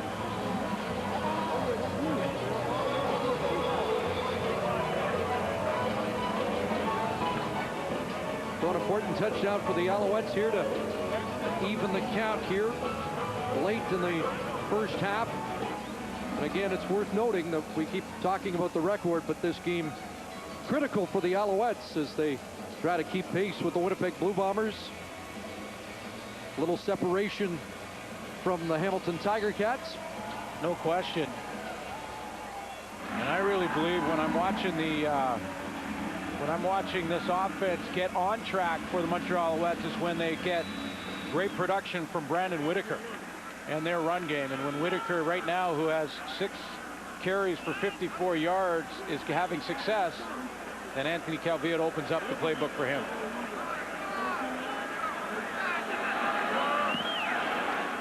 White sends it downfield again. Owens fights the sun. Couple skips, looks for a hole. Kitwana Jones says there isn't one available. Kitwana Jones, that special team demon, with another terrific play. Take a look at that last touchdown drive from Anthony Calvillo, and play action to Brandon Whitaker there. Gets it to his star receiver, Jamel Richardson. Kerry Watkins, the veteran, involved distributing the football a lot of different ways, a lot of different areas. There's the run game involved again. And the discipline issue that cost Montreal points by Diamond Ferry in the last series. 3 points. All discipline for Toronto and Claude Wotan in that late hit on Anthony Calvillo, part of that drive. Stephen Giles has thrown for 99 yards, and he has Jermaine Copeland with a one-hander across midfield, dragged down by Jeff Heck, and a flag flies at the end of the play. Jermaine Copeland, the former Alouette, with a huge play, and lots of time for the Argos to regain the lead. Yeah, that was pretty. And just watch this, the slant route over the middle. Really a shallow post for Jermaine Copeland. Just stabs it with his right hand. Major foul, unnecessary roughness, horse collar tackle. Montreal, number 24. 15 yards from the end of the play, automatic first down. Well, they call the horse collar on the left hand, bringing Copeland down. Looked like Heck just avoided the face mask with the right hand, but that's 15 yards more. So a 27-yard pass play, 15 tacked on, and the Argos have a first down at the Montreal 35. Short drop, long throw, into the corner. Incomplete, intended for Spencer Watt. Seth Williams in coverage. Set up a second down after this catch. Let's take another look at it. It's worth taking one more look. Nice one-hander over the middle by the veteran Jermaine Copeland. He's not having a great year. I mentioned he's in the twilight of his career. He's not scored a touchdown yet for the Toronto Argonauts, but his personal best this year was against Montreal when he had 6 for 78. Now under 100 yards away from 10,000 in a distinguished Canadian Football League career. Second and 10. Giles running out of time, and they got him back to the 45. That's a huge sack by Anwar Stewart.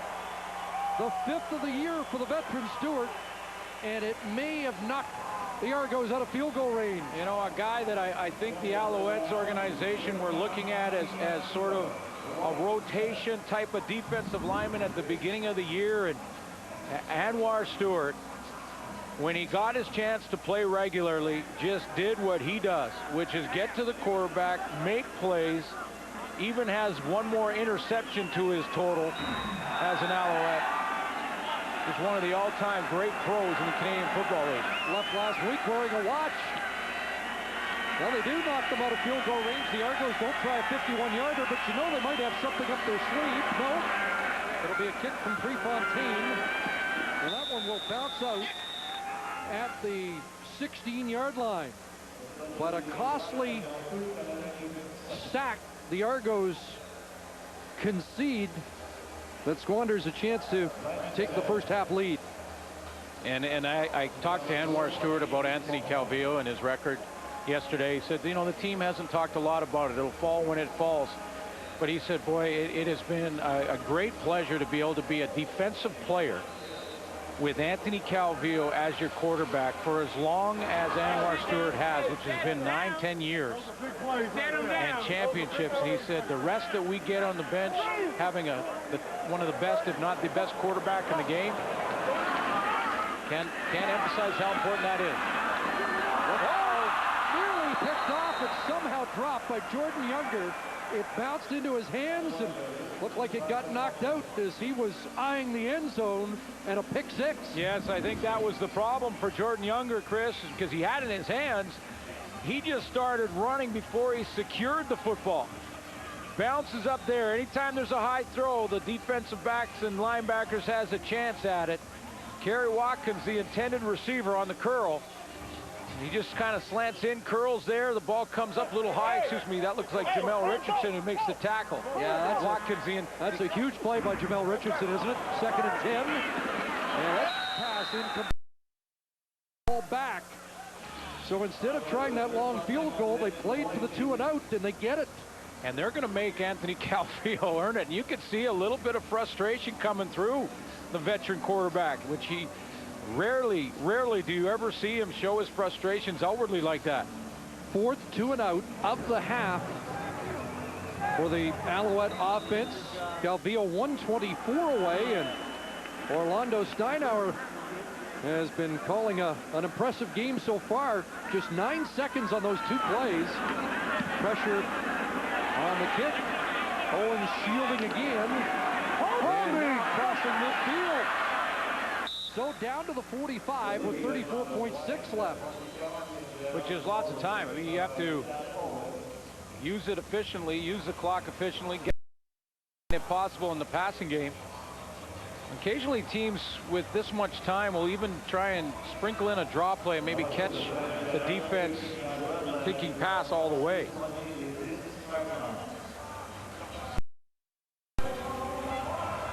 Well, I wondered about whether you'd risk a run play and the time that takes up with Corey Boyd, who's only carried 4 yards.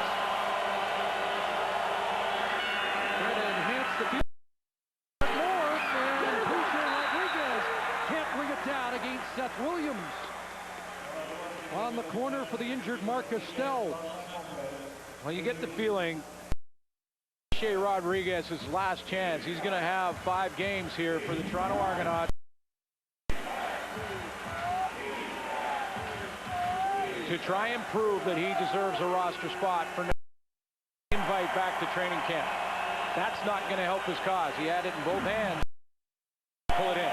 Brandon Rideau has checked in.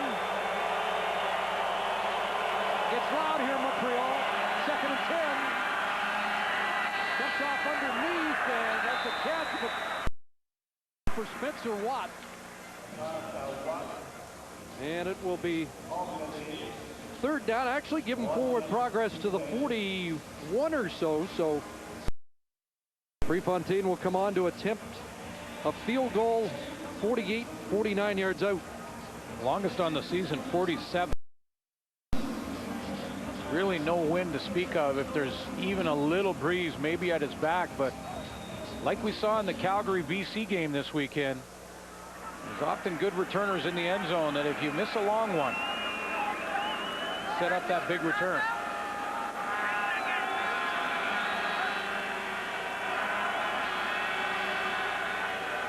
And they're going to run this clock right down to timeout. 3 seconds remaining. Toronto.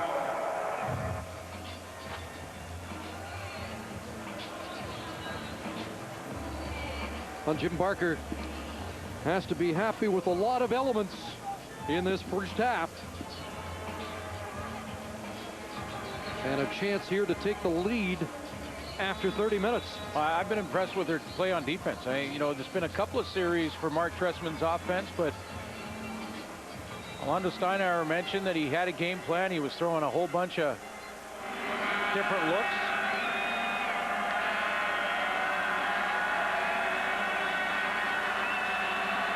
As you mentioned, this will be the longest of the year for Prefontaine. From 49 yards out. And he's got it. Plenty to spare. And the Toronto Argonauts take a lead to the locker room after 30 minutes on Thanksgiving in Montreal. Live at the half coming up.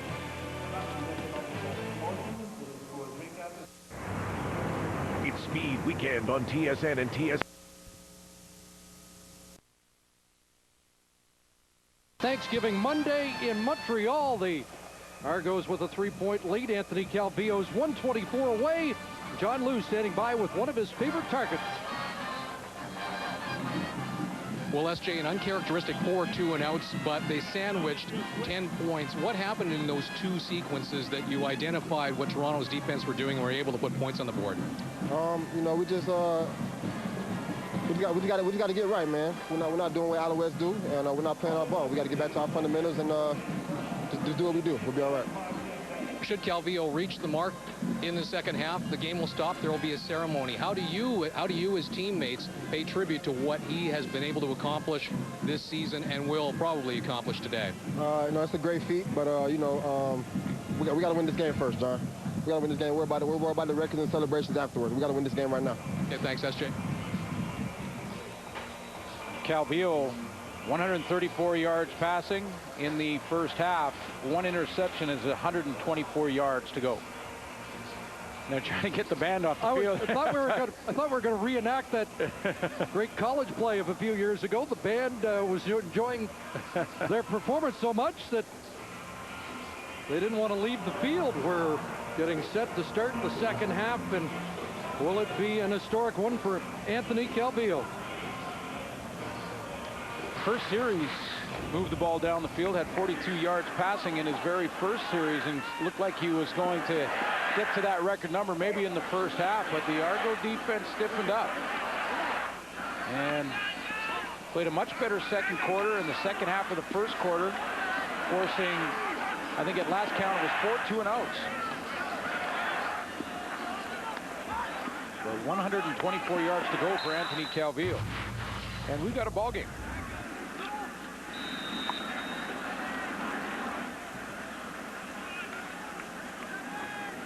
.42 yards in that opening series when he started 4 for 4. Sean White to kick it off, and the second half underway, and it's out of bounds. So the Argos will get great field position to start the third quarter up at the 45-yard line. Oh, they flag on that play too. It was way away from where the football went out of bounds. And an indication from Ramon Guzman, this might be against the Argonauts.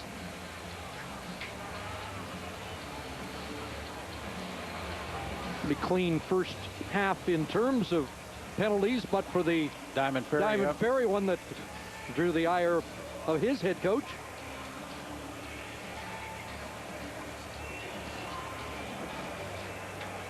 Argos the second least penalized team in the Canadian Football League, number 4, the Montreal Alouettes. BC has taken the fewest penalties this year.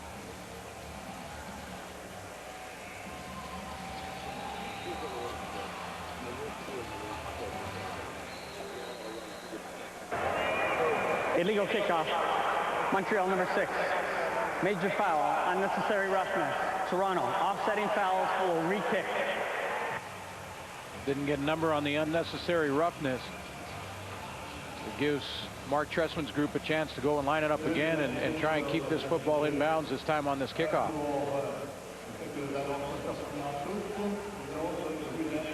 So the Argos special teams goes back to the sidelines, conferring with Michael O'Shea, which might be what they do every time anyway, but it also might mean that we could see something interesting. You just never know since Michael O'Shea has taken over as the special teams coordinator. Last year, all the fakes that they ran successfully and continue to do it this year. I think he may be more interested in debating the penalty call on the Argos on that last kick return. Well, let's see. Still a conference at midfield.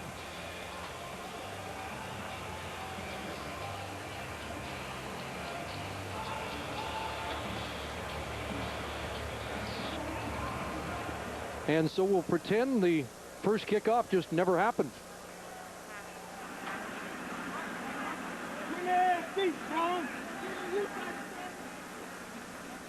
I gave everyone a chance to grab one more big slice of turkey. And then they settle in for this second half. They're a couple pounds in now.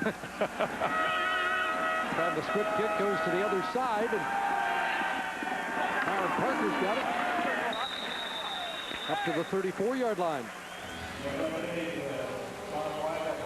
Boy, really two quarterbacks at different spots in their journeys. I mean, Stephen Giles, who organization believes is going to be the future. They'd like to sign him to a longer-term contract. Anthony Calvillo looking to become the all-time passer in CFL history and in football.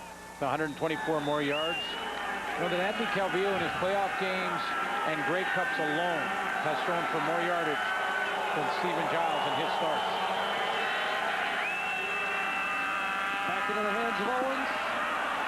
Couple miss, and Diamond Ferry back into that defense with the tackle across the 40-yard line. And it's a 7-yard pickup for Chad Owens. One thing that's kind of hanging over Stephen Giles' head, I believe, is just his record. I mean, he's had chances to start.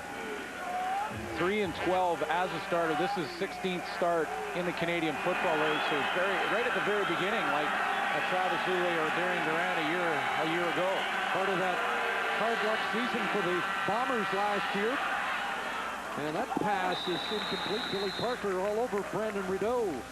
You know, and I'm not sure he's even completely 100% healthy. I mean, Stephen Giles coming off that shoulder, he basically did not have a rep in training camp or through the season, was on the 9 game. His shoulder can't be completely 100%, so he's starting to work out that injury. But he's a guy that has a lot of tools in his toolkit. I mean, he's got the cannon strong arm, good runner, and according to his teammates and the coaching staff, a real bright guy. Prefontaine launches. Perry Floyd at his 25-yard line. Can't get outside and right back into the heavy traffic, where Andrew Robinson makes the tackle.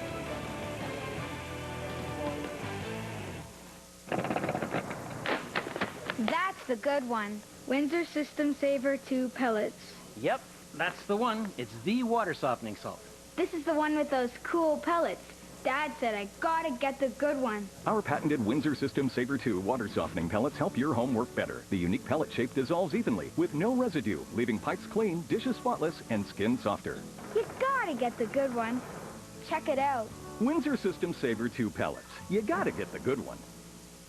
Typical night where I work, people get upset. People get angry. Someone with a knife, someone with a gun, little kids between you. They're terrified, and they need you to do something. You go in, you lose your life. You don't, somebody innocent dies. That's a typical night. In real life, heroes are human, and that's why I support the Tema Conter Memorial Trust. To learn more about PTSD and its effects on emergency personnel, visit tema.ca. Early third quarter, let's check back in with John. Well, guys, with all the footballs that Anthony Calvillo has been accumulating for his records and milestones over the past few years, you'd think that he'd have a fancy trophy case to display them, but not so. Those footballs are just sitting simply on a shelf in the Calvillo living room, each ball still surrounded by the tape marking each achievement. So Calvillo's wife, Alexia, posted a picture of the Shelf of Honor on her Facebook account. Her friends actually had a good laugh at it because it's so unpretentious, but really, would you expect anything less from a humble gentleman that Mark Trestman calls the Alouettes everyman? I was going to say, that is certainly in character, isn't it? And so was that last pass to Jamel Richardson. Well, you know, and it is in his character. I mean, that's the type of guy he is. I think, you know, when you talk to his teammates, you talk to Mark Trestman, and you don't have to be in a conversation long with the man himself and Anthony Calvillo to understand that humility. I think that's maybe his greatest character trait. I mean, you know, and he had to persevere. His start to his career in Hamilton and in Vegas was a rough start, and then had to humbly back up Tracy Ham for 3 years before he got the reins. Here's Brandon Whitaker inside. Big game. Whitaker, first down across midfield. Leads the league in 10-yard or more carries. 15 on that last one. And that lead on Avon Coburn just continues to grow as he continues to rip off these 10-yard plus runs. 7 for 69 on the day, but just going back to Calvillo, did not have a 3,000-yard season. He's had his 10th today, 10th 4,000-yard season. Yeah. Didn't have a 3,000-yard season till his 7th year. Took time. Inside again, bouncing around and bouncing it out. Flag down as he hurdled one tackler down to the 45, and let's find out what the flag on the field's all about. No, you're right, Chris. I mean, and some of those teams, especially the early Hamilton teams, they struggled offensively, struggled on the O-line. He took a pounding in those first years. It's great perspective for football fans who have young quarterbacks like Darian Durant, Travis Lulay, who are, you know, excelling so early in their career. And holding Montreal, number 59. 10-yard penalty remains, first down. Josh Burke, the culprit that time, and they'll march it back into Alouette territory. There's just not many times where a quarterback does what Ricky Ray did and just kind of shows up on the scene, or even really what Travis Lulay is doing, what Darian Durant did 2 years ago in his first year starting. 7 years before he really got going as a starter for Anthony Calvillo. So 1st and 20. That pass incomplete. Intended for Brian Bratton. And it was so long ago that I was in uniform when he was a Las Vegas Posse. A long time ago. And I remember playing against the very, very young Anthony Calvillo. Here's his Hamilton days. Earl Winfield in the corner of the end zone, backed up Tracy Ham for 3 years. Was that climbing? That was a good, tough catch for climbing. I can hear him shifting in his chair right now. Preening. 2nd and 20. Over the middle, ball kicked and dropped, and got a fumble or an incompletion. Incomplete. S.J. Green almost had another for the highlight reel, but couldn't put it away. I think this is the right call. It didn't look like S.J. Green, even after the tip, had control of the football long enough to constitute a catch and a fumble. Ball over the middle. Jason Pottinger got his hand on it, and Green could not secure it with Wes Lysak on the scene. So that will delay things even more as the Argo defense forces this punt.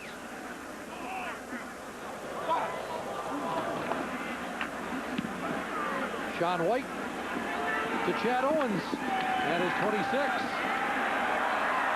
Trying to get outside. Now a cut back and ran into Jordan Younger, who was trying to clear some way for him. 37-yard kick, 4 on the return.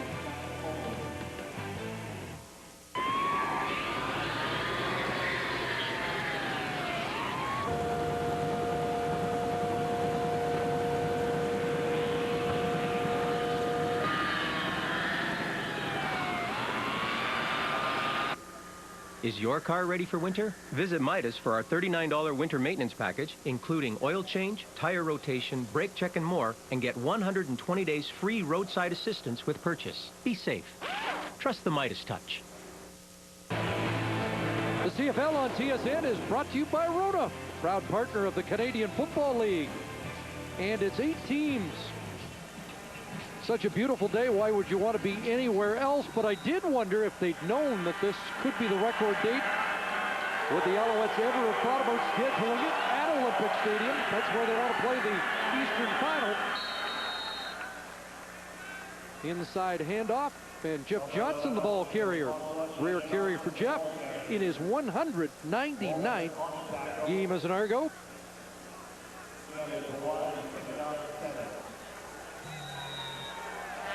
It is just his ninth carry all season. At 26 last year. Breeze with 2nd and 7. 2 receivers go to the wide side for Stephen Giles. Pocket collapses, flag down, looking for Rodriguez, and he can't bring it in. Second throw in the direction of Appreciate Rodriguez, both similar results. In that he had a chance at both, and both ended up on the ground. Holding Toronto, number 62. A penalty is declined. It'll be 3rd down.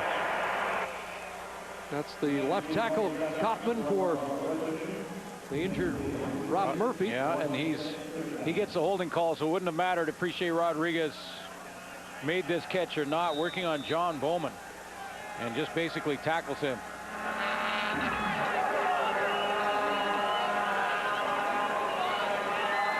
Fontaine gets set to kick it to Perry Floyd. Chip Cox on the rush, but Fontaine got it away. Floyd into the downfield cover again. Boy, the Argos have done a nice job in that department today. Hey, NFL fans, Nestle's starting line and the NFL have teamed up. You can win an NFL Draft Day experience in New York City. 5 days in New York to attend the NFL Draft, plus $2,500 for a shopping spree. Go to Nestle-NFL.ca and enter the UPC code from participating Nestle products. Rolo, Smarties, Aero, Coffee Crisp, and Kit Kat. Nestle, proud sponsor of the NFL. Look for Nestle displays in participating Sobeys locations.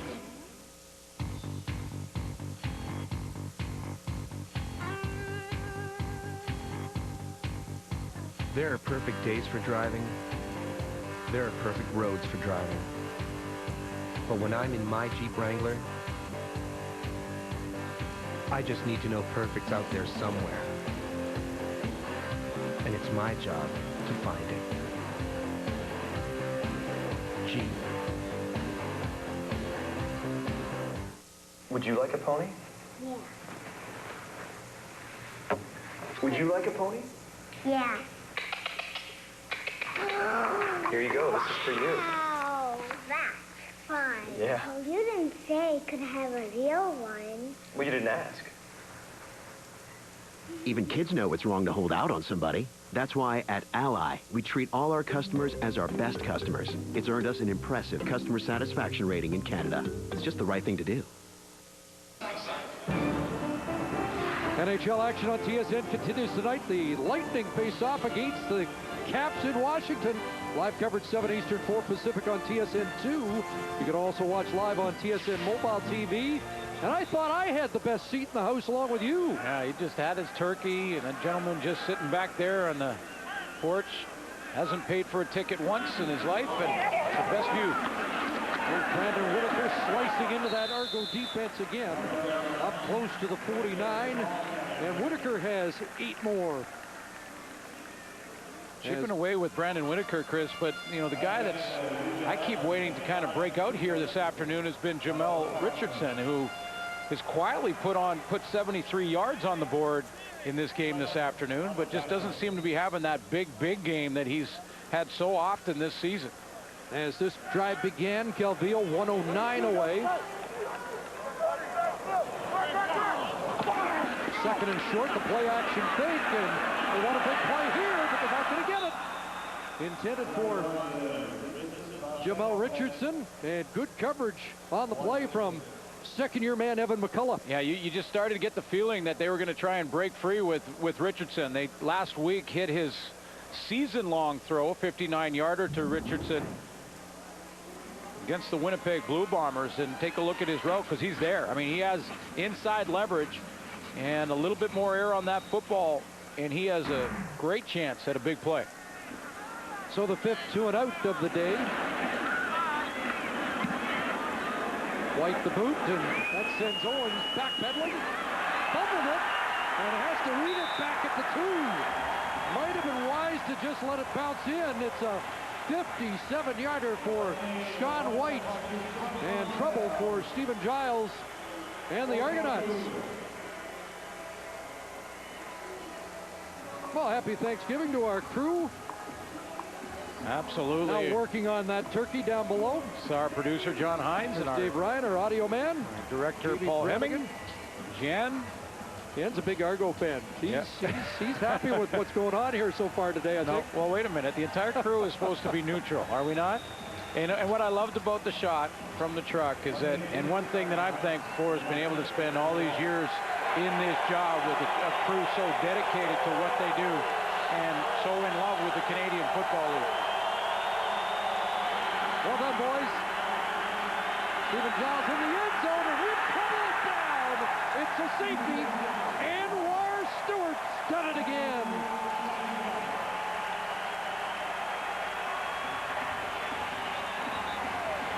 Last 4 games as a regular starter, Anwar Stewart put 12 tackles on the board, and this will be his 4th sack over that time.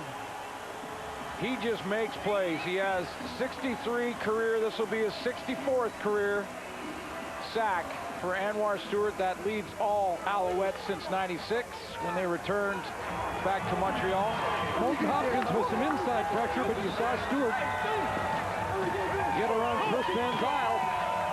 That's right. I forgot about the other one. That's actually 65th career sack for Anwar Stewart. He has had 2 this afternoon.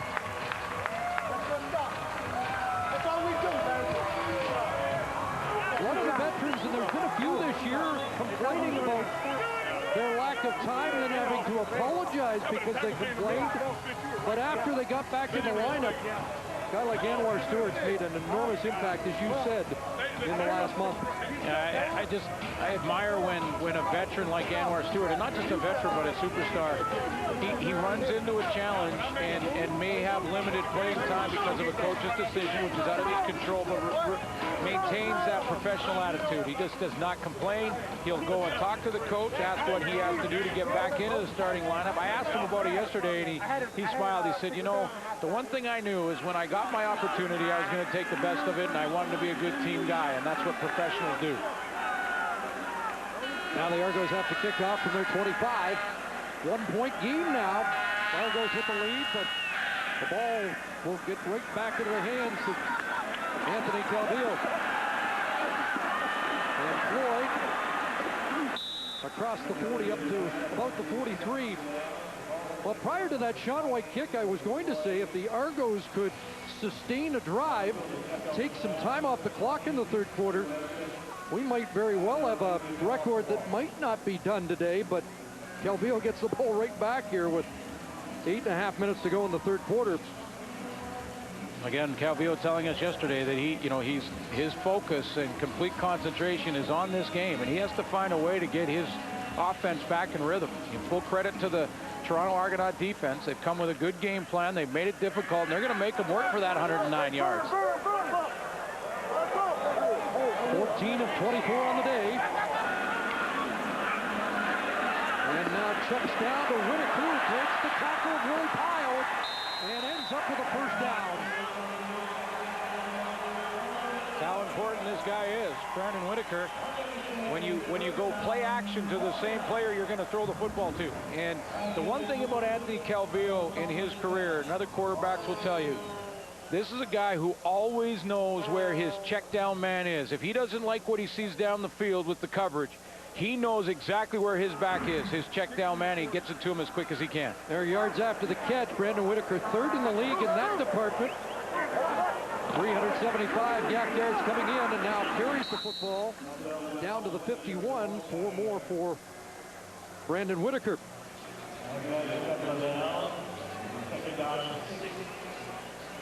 So Anthony Calvillo on that last completion to Whitaker gets inside 100 away from a record at 97 yards to pass Damon Allen.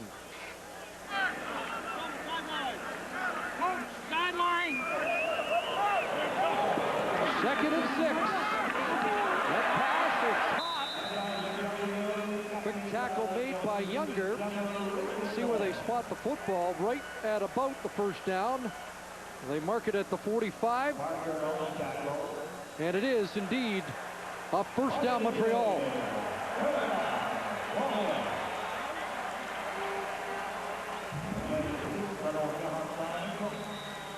S.J. Green getting a good run at the line of scrimmage and still pretty tight coverage. He has to work back to this football. Excuse me, Jamel Richardson worked back to this football. That's 3 second down conversion catches for the league leader Richardson on the day, up to 35 on the year. First down, Whitaker out of the backfield, bounces off Byron Parker and has another first down, finished off by the middle linebacker Jason Pottinger, who comes up limping. Now 77 yards to go. And maybe more importantly for the Alouettes and their fans is that they're getting their offense going now. They get the back-to-back first downs. Damon Allen watching. They will stop the game to celebrate the accomplishment when Anthony Calvillo throws for 77 more yards. First down, fake to Whitaker, and Calvillo does toss it and complete. There's some extra yards. And another Montreal first down. The catch made by S.J. Green. Good patience here by Calvillo. Just gets outside of the pocket. Looked like he had lots of room to go ahead and run, something he doesn't do very often. Just one carry per game, basically, throughout the season. He finds S.J. Green, drops it to him, and lets him get the yards after the catch.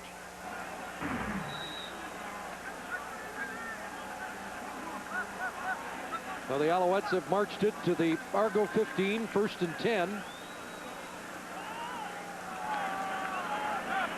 Brandon London is checked back into the Alouette offense. 5 receivers set. Whitaker stays in. There's Broughton with the catch. Driven back. He's going to end up losing yards as Lynn J. Schill was there defensively. Basically, worst case scenario for Brian Bratton, who, if he goes down there, he gets forward progress and probably 4 or 5 yards. But because he was able to regain his balance, and he just does that by instinct, really not his fault. But Doesn't get any of that forward progress, and it's actually now second and more than 10. But the Owls can get a first down before scoring. So it's second and 14. Back at the 19-yard line. Pressure on. Calvillo steps up. He'll take off. He's going to run it in. Touchdown. Anthony Calvillo has his first of the year. That's no way to set a passing record. His focus is on this game and the race for first place in the East Division, and that proves it right there, that is more important than a record that we all know will fall as long as he stays on the field healthy. And what a pump fake to freeze the defense when he gets out of that pocket. Finds the opening and looks fast.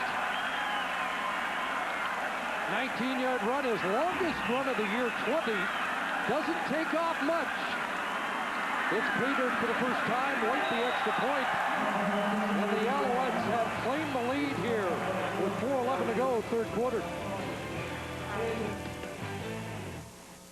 We're going to prove that Vaseline Men's Fast Absorbing Lotion gives you non-greasy skin in just 15 seconds. You just can't do that with greasy hands. Vaseline Men, no grease, just strong skin. Put it to the test yourselves. With the WestJet RBC World MasterCard, you earn WestJet dollars on every purchase. Apply today and receive a welcome bonus of 350 WestJet dollars. That's 350 WestJet dollars to use just like cash to make their lowest fares even lower. And one WestJet dollar equals $1 towards travel with WestJet. Simple. Apply now at rbc.com/WestJet or call 1-800-ROYAL-11. Offer expires November 14th, 2011. Some conditions and restrictions apply. TSN Predictor Hockey Edition, presented by Kia. The monthly TSN Predictor will take home $1,000 cash, plus a 1 in 7 chance of winning an all-new 2012 Kia Rio 5 EX Luxury. Go to TSN's fan page on Facebook or tsn.ca/predictor. Let's show you how that pump fake is going to influence linebacker Jason Pottinger, who's going to drop in the defensive coverage here. And then as Anthony Calvillo steps up, and this pump fake right here gets him drawn right into the middle. He thinks the ball's going in that side. That opens up the lane for Calvillo to run and shows pretty good speed. Hey, Damon Allen's here. Why not show off a little bit? There you go.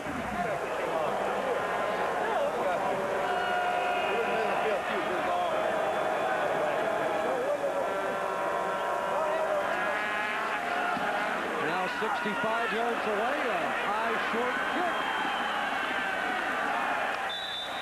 And brought down at the 40-yard line. Taking a big deep breath, has a bruised sternum because of the hit he took last week against the Bombers. His two girls and wife Alexia were in the stands, but now downstairs just in case. And I'm not sure the girls are really too concerned about whether Dad gets another football to put on that mantle. And the Argos offense has been stuck in this third quarter, just 24 yards. There's a positive play on first down as Billy Parker runs Chad Owens out. Well, that's been the issue, Chris, and you mentioned it in the first half, that the time of possession advantage when these two teams play is so lopsided in Montreal's favor that sooner or later that defense will get worn down. I mean, they have to put some first downs together, at least to give their defense a little bit of a rest, if anything. And first down production like that will go a long way towards doing that for the Argos. Chad Owens has his fourth catch of the day. It sets up second and less than a yard. And the Argos will fake it to Boyd, and Giles in trouble. And, well, he was going to be dropped by Billy Parker, but a flag comes out, and Parker will be called for either horse collar or a face mask on the play. You know, and that's an option. Major foul, face mask. Montreal, number 17. 15 yards from the original point of last scrimmage. Wow. Automatic first down. You know, that bails out the Argos, that penalty on Billy Parker, because I just don't get that call. I know it's an option for Stephen Giles on that type of play, but when you're a yard away from a first down and you absolutely have to start moving the chains to give your defense a rest, and you pull the ball and take a loss, I mean, it's barely a face mask call, so the Argos very fortunate they got that call. I just don't get it. Why you don't give the ball to Corey Boyd in that case? Good break for the Argos. There's that zone read, and Giles takes off. Stephen Giles with a feet first slide around the 25-yard line.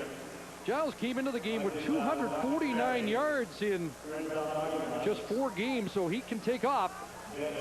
On his last 3 and 8.4 yards average, and Jamie Elizondo, the offensive coordinator, if he heard what I just said, he would have said, this is why we run that play. Because when we get Stephen Giles outside, he can pick up big yards like this. But my argument would remain the same. 2nd and 1 or less, I'm giving it to Corey Boyd. That's my best chance. 19-yard play. The Argos not threatening, and they'll swing it to Owens with the catch. And a first down. Chad Owens is dropped at the 12-yard line. Dodger Dix with the tackle, but for the first time in the second half, the Argos moving the football. How many times have we seen a quarterback throw this play, which should be a real pretty easy throw, but throw it a little bit behind the intended target, and when he does, it forces a guy like Chad Owens to turn back and take his eyes off the downfield and where he can make the move. That ball put right in front of him so Chad Owens could keep his vision upfield and how to avoid the tacklers in front of him. At the 11, the Argos can make a first down without scoring. Here comes the heat into the end zone for Rideau and out of his reach. Well, they've been sending a steady dose of pressure on Stephen Giles today, and that time it was Diamond Ferry.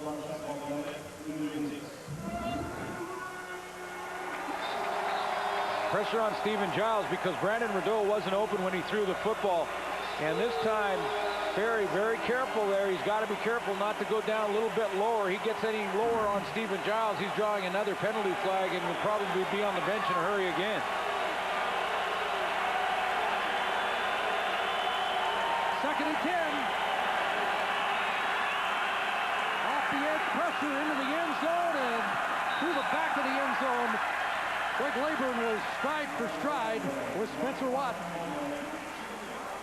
Guy we haven't talked about much, and a guy that I don't think started this football game, but comes off the edge here in John Bowman, a guy with 8 sacks on the season, and he's going to provide some pressure. He comes in outside step and then comes on an inside move on Kaufman.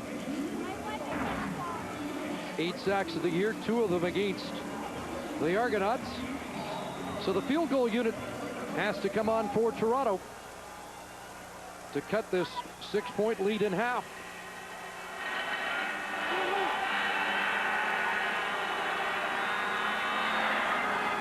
Prefontaine makes it 22-19.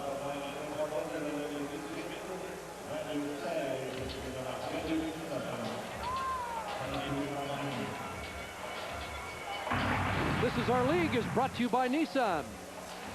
And it's Anthony Calvillo on the marquee. And early this morning, this was his locker. Of course, the first always to arrive just after 9:30 this morning for a 1 o'clock kickoff, and going over his playlist pre-game, and then coming out and taking the field for warm-up for the Montreal Alouettes with his girls and his wife Alexia in the stands. And it's been his afternoon. He needs just over 70 yards to get there. He's got to like game day. Doesn't have to be here at 5:30.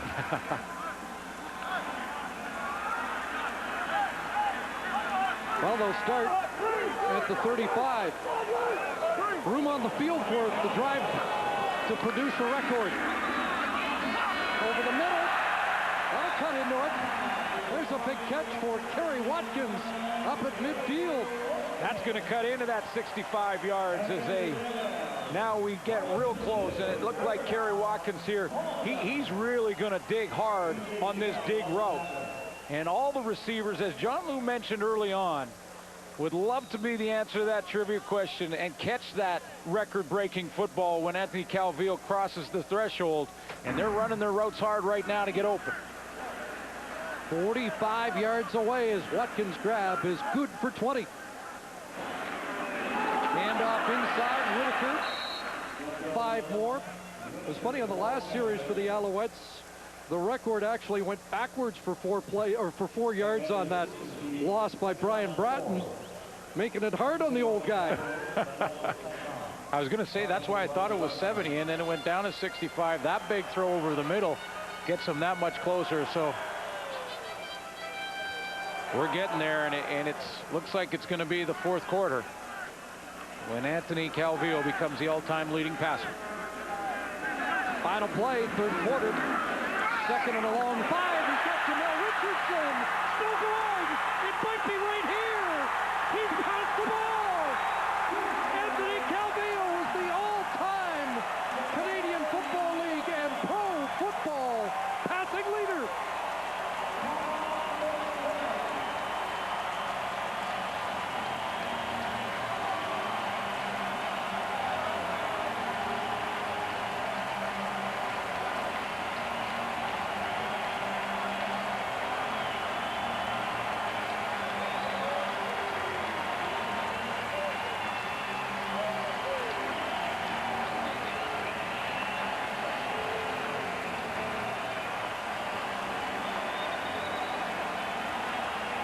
Thanksgiving Day 2011, history made at Percival Molson, AC, all time.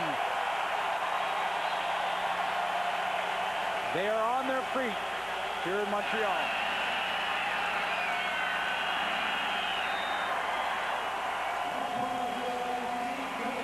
And a spectacular play by Jamel Richardson that will get well lost in the euphoria of one of the great Canadian Football League records. Congratulations, man. The debate will go on as to who is the all-time best ever Football League. And I would say Anthony Calvillo is the #1, the best pure passer, the best pure pocket passer in Canadian Football League history. Nice touch by Jermaine Copeland to come over and congratulate his former teammate. And a guy who didn't want the game to be disrupted picked the perfect time, the final play of the 3rd quarter. They were going to have to break anyway, but we're going to take time to salute a CFL and pro football all-time great.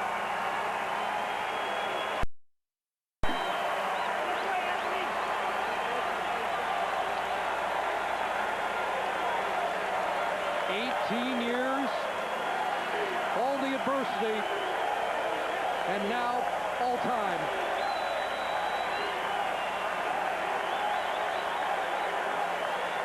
Special video presentation upcoming here in Montreal. Et maintenant, voici le décompte des 5 plus grands passeurs de l'histoire du football professionnel. And now, here's a look at the top 5 passers in pro football history. Au 5e rang, Dan Marino. The intricacies of this offense, some of the option routes and various things. Changing the play on the 2nd and 9 and throwing sideline, and he has the record. Irving Dwyer on the catch. Anthony, Dan Marino here. Congratulations on becoming pro football's all-time leading passer. If anyone knows what it takes to throw for that many yards, it's me. Good luck the rest of the season, Anthony, and go Alouettes. Au 4e rang, Warren Moon. So it's the Eskimos' ball once more on their 26. Moon wants to go up top again. There's pressure. He rolls left and delivers on the dead run to speedster Waddell Smith.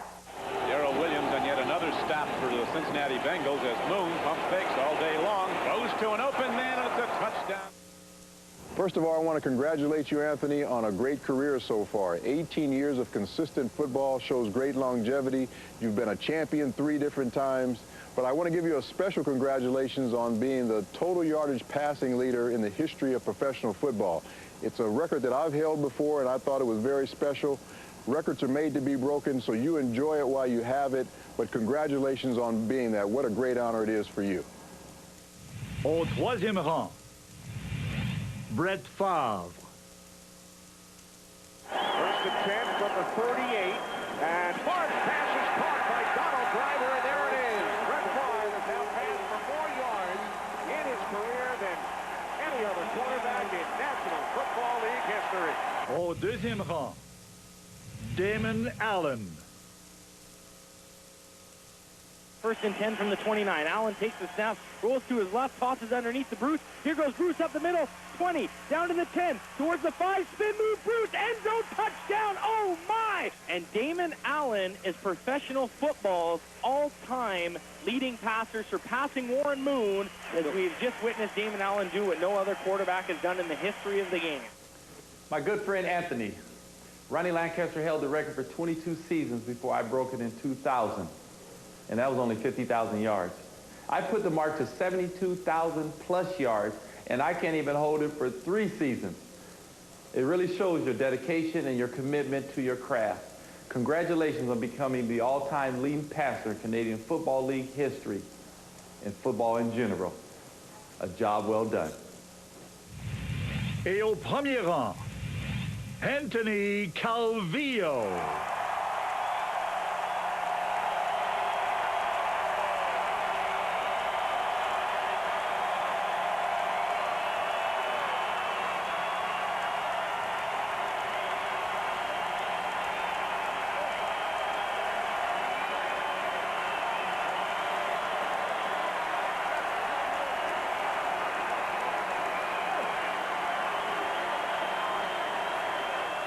Hi, bonjour.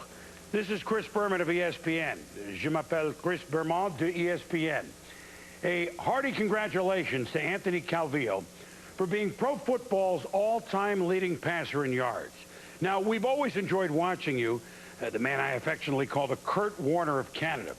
You've won multiple Grey Cups and won many more hearts by the dignified way that you fought and beat cancer. And now, you've reached the unreachable star. Incroyable. Félicitations, Anthony, and merci pour toutes les saisons de grandeur.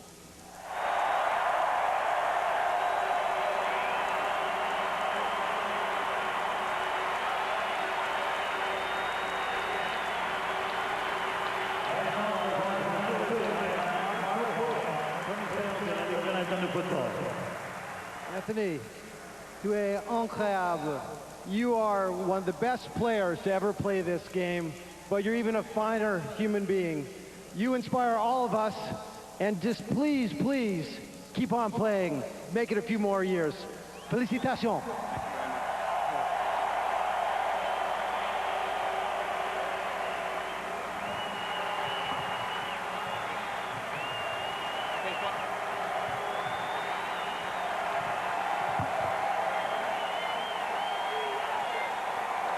Et maintenant, donnons la parole à Ray Lalonde, président et chef de la direction des Alouettes de Montréal. Bonjour à tous. D'abord, au nom de M. Wettenhall et de toute la famille des Alouettes, je voudrais féliciter toi. Bravo, Anthony.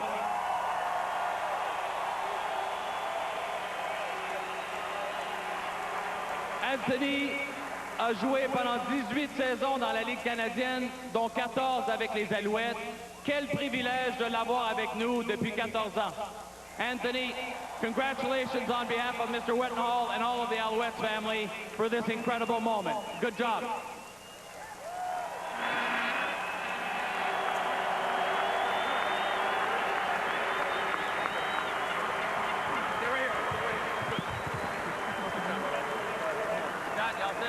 Merci, messieurs Cohan et Lalonde. Et surtout, félicitations, Anthony Calvillo. Congratulations, Anthony. Et maintenant, en route pour 80 000 verges.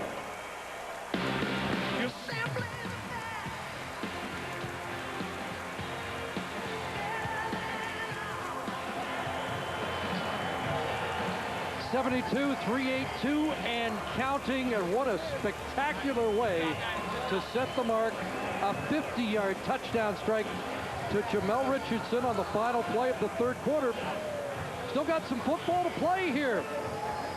But the Montreal Alouettes have established a 10-point lead as we head to the fourth quarter on a record-setting day in Montreal.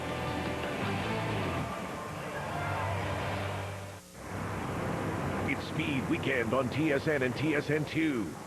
Friday night, it's the Nationwide Series from the Charlotte Motor Speedway. And later, it's qualifying for the Korean Grand Prix on TSN. Saturday, the chase for the Sprint Cup continues at 7 Eastern on TSN2. And then late night, it's the Korean Grand Prix on TSN. Speed Weekend starts Friday on TSN and TSN2. This is Lowe's, a new home improvement shopping experience. It's every shade you can imagine. A selection that'll make your head spin. But it's more. A lot more. Like brighter, wider aisles. Help button. Just press and help will be there. More than 3 people in line? We'll open another checkout. And friendly, knowledgeable associates always ready to help. How can I help you? How can I help you? How can I help you? Experience Lowe's, Canada's new home improvement warehouse. Jane Weatherby, protective mother of 2. Being hyper-safe is in her DNA. Kitchen knives are unlocked by retinal scan. Cleaning supplies are well hidden. Is risk-free. And pet-borne illness eliminated. Yet Jane's wild side takes over when she gets in her car. Jane has a crack in her windshield, a key part of her car's safety system. Thankfully, Apple Auto Glass will replace it properly using their 6-point care process. When it comes to safety, you'll see we care. Well, it looked like Jamel Richardson wanted to be the answer to a trivia question. A terrific play by Richardson to make the record happen on the final play of the quarter. 72,387 yards now for Anthony Calvillo. In dramatic fashion, fitting that he threw to Jamel Richardson, who's having such a great season all year long. And you know, on Thanksgiving Monday, Chris, I'm thankful for being able to watch a guy as good as Anthony Calvillo throughout his career from up here in the booth and just watch how consistent he has been. And like the commissioner mentioned, even a better person off the field. You know, it's a team game, but it's great to be around a record-setting performance. We've seen a few of them. This may be the most significant and the most memorable.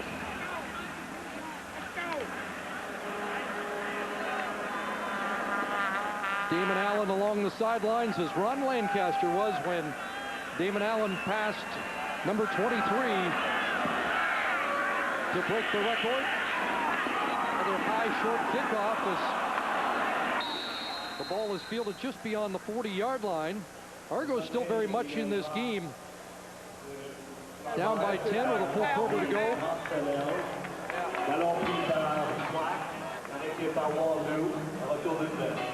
5 seasons over 5,000 yards. 1 season in 2004 over 6,000 yards. This is his 10th over 4,000. And the reaction as Anthony Calvillo becomes the all-time leader in football. And just absolutely outstanding that Warren Moon and Dan Marino would send out their special congratulations. Chris Berman from the States.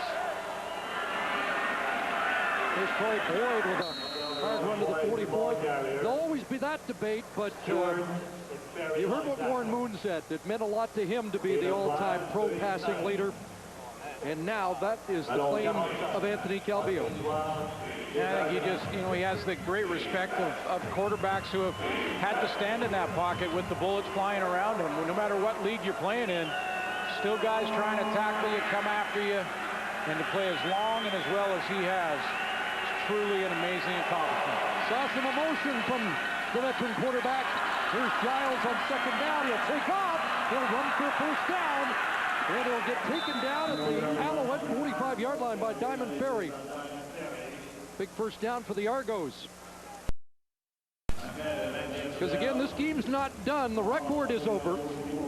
But lots of time left, and the Alouettes' #1 focus is to put a W up in the win column at the end of the day. Yeah, and the Argos would love to spoil the party a little bit by trying to come back and steal one here. And a good move in the open field on Ramon Guzman. 3 carries, 43 yards for Giles. First down. Fake to Corey Boyd. Giles on the roll, and he's unable to hook backup with Chad Owens was trying to direct him further downfield.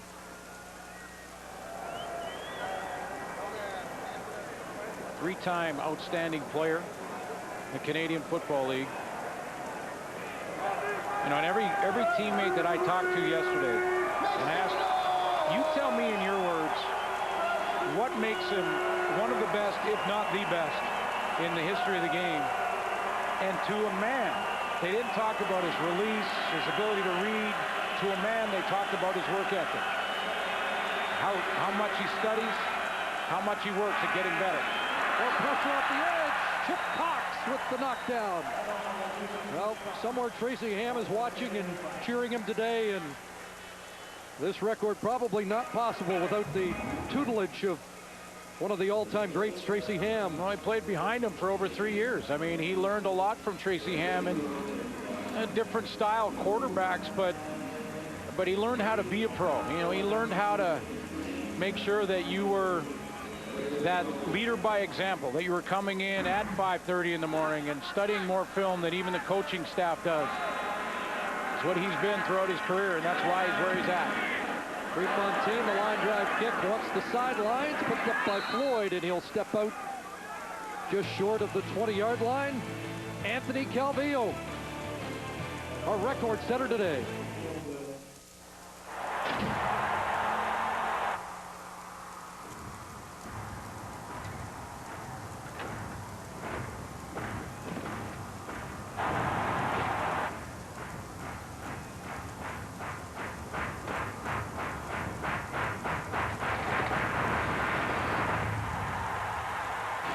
Greatest legends of all time, now on any team you want. NHL 12, rated everyone 10 and up. EA Sports, it's in the game. Typical night where I work, people get upset. People get angry. Someone with a knife, someone with a gun, little kids between you. They're terrified, and they need you to do something. You go in, you lose your life. You don't, somebody innocent dies. That's a typical night. In real life, heroes are human. And that's why I support the Tema Conter Memorial Trust. To learn more about PTSD and its effects on emergency personnel, visit tema.ca.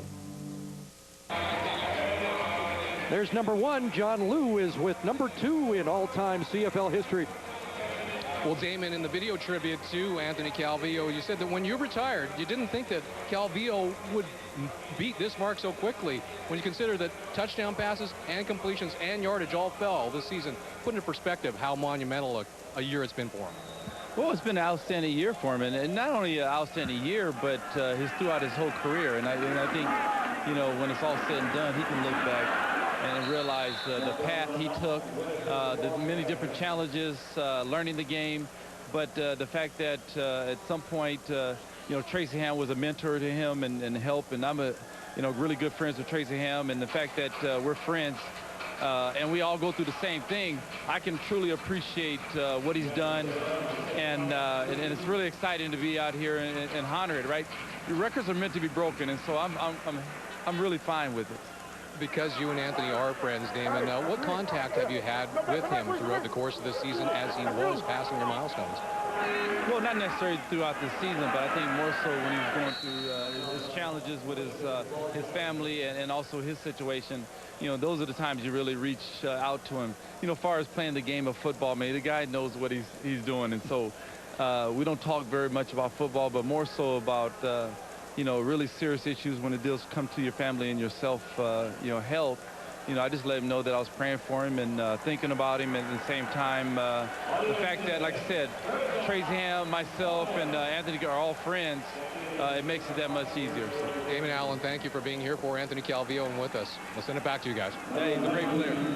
John, I thought about how special the moment was when the torch was passed from Ron Lancaster to Damon Allen, and now here today, class gesture by Allen, one of the all-time greats.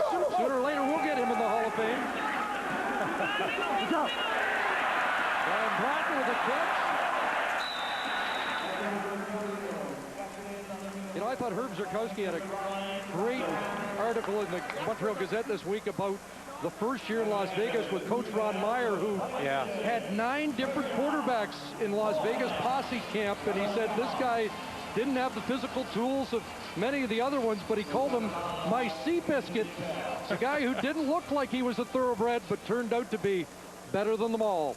And you heard Damon Allen talk about his challenges off the field with cancer, with his wife Alexia there, and himself as well. To battle that and to battle it and get that perspective on life. And when we talked to him yesterday, he said because of that experience and their family battling through that, first of all, they've become such a great inspiration for so many people in this country and in the States as well that are going through similar situations in their families. And he said, we want to make and have made Montreal our home. And when he retires, he and his family with Alexia will be here in Montreal, permanent residents. 2nd and 9 for the Alouettes. Dumped off underneath. Whitaker trying to bounce it outside. Second effort to the 48, but he'll be a couple of yards short. Under 10 to go.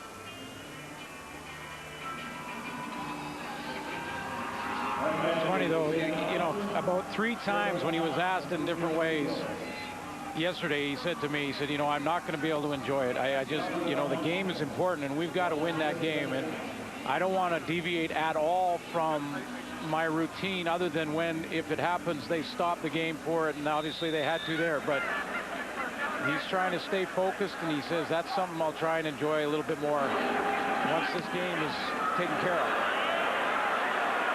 Good group by White. Owens up to the 24-yard line. 50-yard boot, 11 on the return. We're in the 4th quarter on a historic day in Montreal. For the jackpot, name the cut of meat that's often called the king of beef. I'd like to call my buddy Marty. You sound confident. He's a butcher. Come on, it's prime rib. Let's get him on the line. It's prime rib, right? Yes. Yes, it is. Seems Marty's preoccupied. The Prime Rib Grandma Burger. It's burger bliss. We're rolling out a new way to Interact Flash.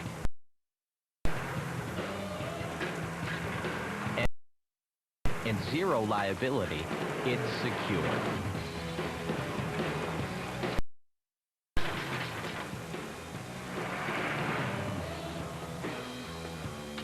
Interact Flash.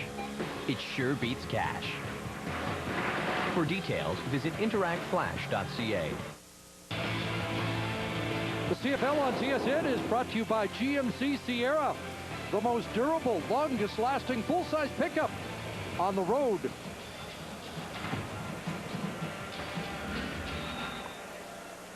Argos with the football, just over 9.5 minutes left.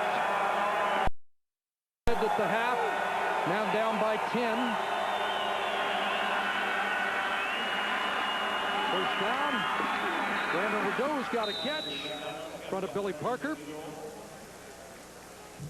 John Lou mentioned the football when the record was broken and what would happen with it in what trophy case, and Jamel Richardson threw it into the stand. What was he thinking? Now it was fished out, so the official ball was found, and I'm not sure which fan, but in section P1, let's hats off to those guys. Absolutely, for whoever had that football and gave it back to the organization and back to Anthony Calvillo.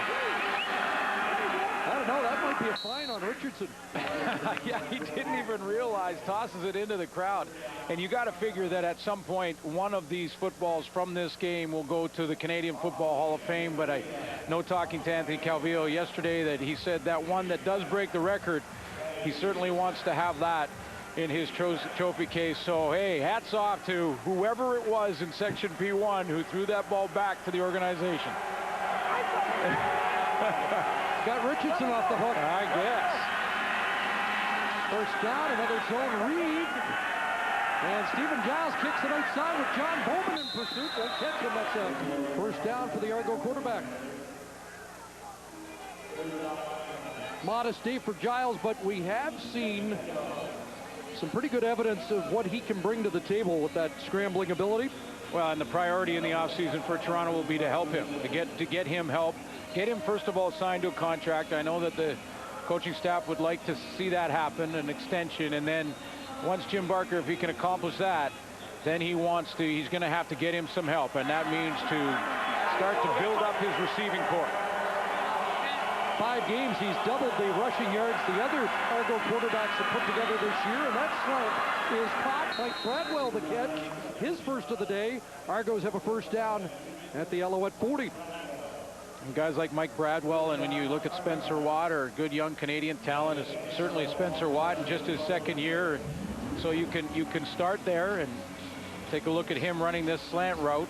You know that Jermaine Copeland is likely in either his last year or very close, and his role changes completely next year, I'm sure, and has talked about wanting to move into coaching ranks. And then some guys they're looking at tonight, like Richer Rodriguez, Brandon Rideau, that they want an invite. They're going to make something happen. Go double tight end and hand it off to Boyd. Not much there as Corey Boyd is dumped by Diamond Ferry just beyond the line of scrimmage. But they've got to get a go-to guy for Stephen Giles. Yeah, and they haven't had one, and they haven't had one for some time. I mean, and that's with all due respect to the great career of Jermaine Copeland and the important and the leadership that he's brought to this organization. Receivers become professionals, but obviously his production is an indication of where, or lack of it, is really where he's at. It's been a great career, but they've got to get help in the receiving corps for next year. As we said, closing in on 10,000 yards, 27 touchdown catches from Anthony Calvillo. Giles under pressure, and Billy Colt 5 yards behind the line of scrimmage, so the Alouettes' pressure really confounded the Argos that time. And the pressure is coming from Diamond Ferry. Had that early penalty, but since then he's been trying to tell his coach by his play that he needs to stay on the field, and he will be disciplined. And boy, does he shoot this gap in a hurry, and no one there to block him. Stephen Giles barely gets rid of that football. And the Argos take a loss once again in field goal range. Has changed the mind of the coach, and now they will try one from 52 yards out, so it will be Prefontaine, but that's twice now. Earlier in this game, late in the first half, they punting when they took a loss. And this one will not be good. And it will be brought out by Floyd. Trying to get to the outside, and Perry Floyd is tackled up at the 18-yard line.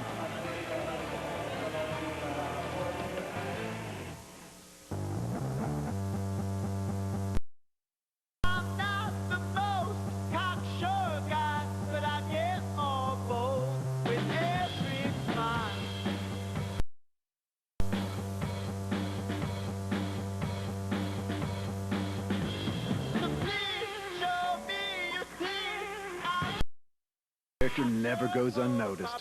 When you hold the smooth taste of Crown Royal, you hold the crown. You know you want a giant Samsung TV. Get a bonus Samsung TV only at the Bridge. This ultra-luxury Opus Form sleep set with foam-encased pocket coils and choice of comfort is only $15.99. With your purchase, get this bonus 51-inch Samsung Plasma TV. Or purchase this CD Posturepedic Crown Jewel set with patented Pro-Back technology for only $17.99. 51-inch 3D Plasma TV. Plus, you don't pay for 15 months. Only at the Bridge. We're rolling out a new way to pay with Interac. Interac Flash. It's fast. And with chip technology and zero liability, it's secure.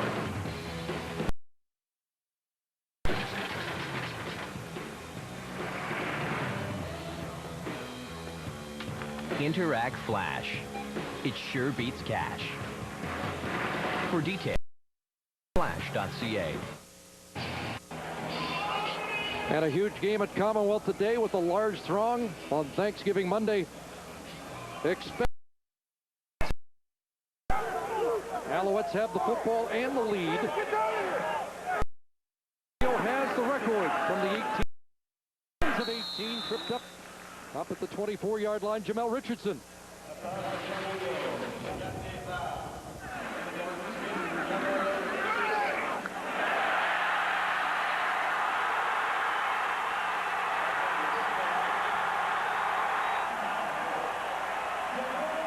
You'll be seeing that highlight a lot. Yes, you will. They had to fish the ball out of the crowd, but they got it, and there it is on the trophy. 2nd and 4, Calvillo. Pass. S.J. Green somehow brought that in. Another one-hander by a guy who makes it look easy. Yeah, he sure does. Look down on his elbow. He's probably a little turf burn on this and just reaches out with the right hand. Wow. Absolutely amazing how many times S.J. Green has made these special. So they give him the ball back again, and he has a first down. You know, Suits, it was fun doing a little reflection on Anthony Calvillo's career. His 3 best games were before he really became a great quarterback in Las Vegas and 2 in Hamilton. 551 yards back in '94, 1 game against the Ottawa Renegades, against Montreal as a Hamilton Ticat. He had 542, 518 against Saskatchewan in '96. But in those games, he threw 10 interceptions and 9 touchdowns, so he hadn't figured everything out yet. Can you imagine 10 interceptions in 3 games for him? That's a season's worth and maybe a lot more now. Well, and he's over 300 yards passing for the 112th time in his career. Simply amazing. He's thrown for over 428 times. When you think about the last 9 seasons, Chris, since 2002, it's been 45,934 yards coming into this game. That's an average of over 5,000 a season. And that's not including the postseason. By the way, 5,353 yards more in playoff and Grey Cup games. 8 Grey Cup appearances. 2nd and a little more than 10, and that ball tipped by Willie Pyle, who had an interception earlier in this game. Just the 5th for Anthony Calvillo on the season. Pyle, though, will be lamenting the tackle missed on the Richardson touchdown romp. Knocked him off stride, but the 6'3", 215-pounder stayed upright and provided Anthony Calvillo with his record-breaking moment. Yeah, Willie Pyle will know he'll be on that highlight. Guys, come on! Forever. Guys, back to the 40!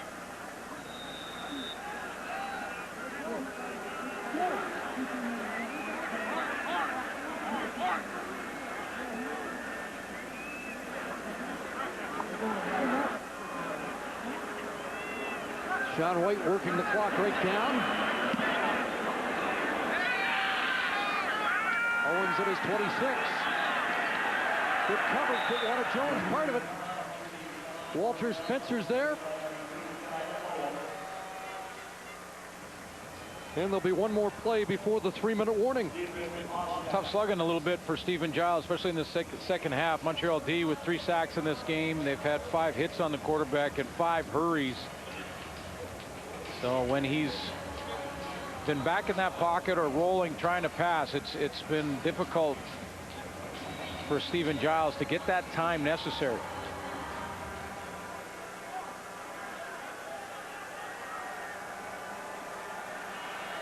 At 185 yards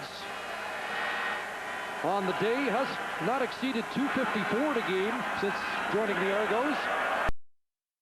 Add to his totals there on a pass for Brandon Rideau as they give the 3-minute warning here in Montreal. It's Speed Weekend on TSN and TSN2. Tonight, it's the Nationwide Series from the... And later, it's qualifying for the Korean Grand Prix on TSN. Saturday, the chase for the Sprint Cup continues. 7 Eastern on TSN2. And then late night, it's the Korean Grand Prix on TSN. Speed Weekend starts Friday on TSN and TSN2.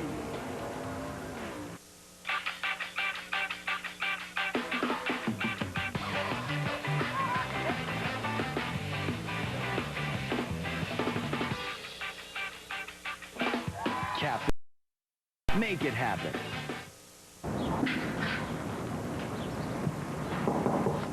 Hey, Mom. How's it going? Doing this chem problem. These are cool. Thank you. I'll let you get back to your stuff.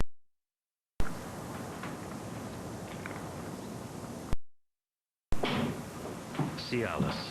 Ask your doctor.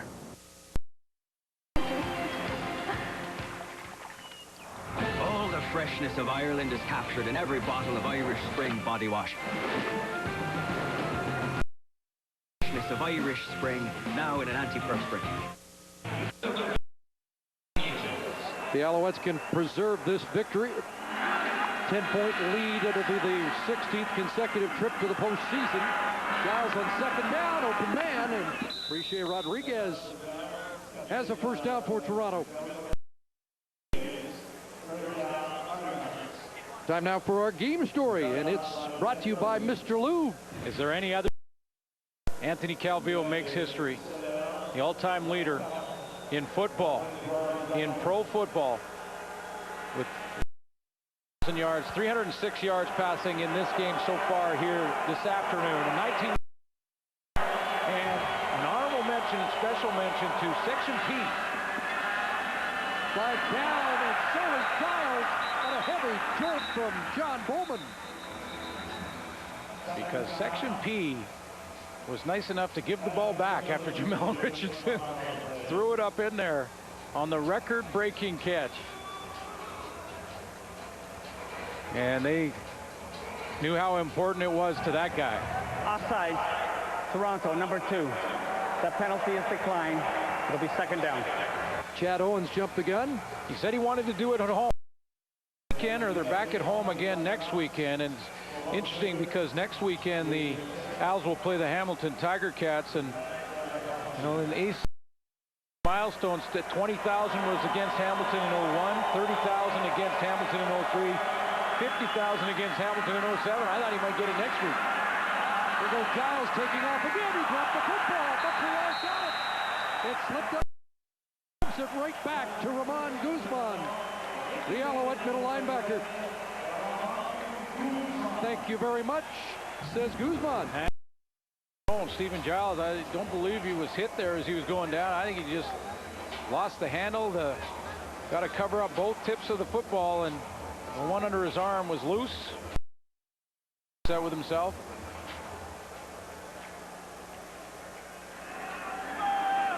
Well, the Alouettes' final 4 games, enormous. Home to Hamilton, in against Calgary, and then finish in BC. So first place in the East. Far from a lock for Mark Trestman. They got pushed today by the Argos. Whitaker down to the 41. Jim Barker, also part of the Anthony Calvillo story, the offensive coordinator for the Grey Cup champion Alouettes in 2002. Said to me yesterday that when I asked him about the record and what it would mean to be part of it as his coach, and basically focused on his team first and their goals and objectives, and that was to win this game. And he also said that it has been fun though, and I'm paraphrasing, but he said it's been fun to be along for the ride. And you know, when he first got here in Montreal, it was sort of just blind faith. Film and the tape of Calvillo, and he said, you know, we want to go into the first season here with a veteran quarterback. And then he just marveled at his professionalism and his work ethic and how he transcended the locker room, as he said many times.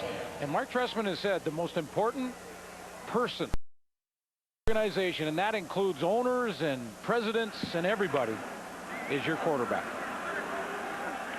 Whitaker again, third straight time against the Argos as the Alouettes poised to sweep them, and Whitaker's going to add a lot more. Down to the 14-yard line. Brandon Whitaker, who's got over 1,000 for the first time since he was a high school running back here in this.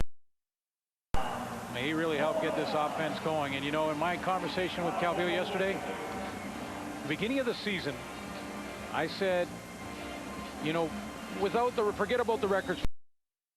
Is this your last year? And he's at the end of every season, but that he said he really would like to level to even. Been at 8, have won 3. And I said to him, wait a minute. Drops. And the Argos are on it. Lynn J. Shell up with it on the turnover in the final minute.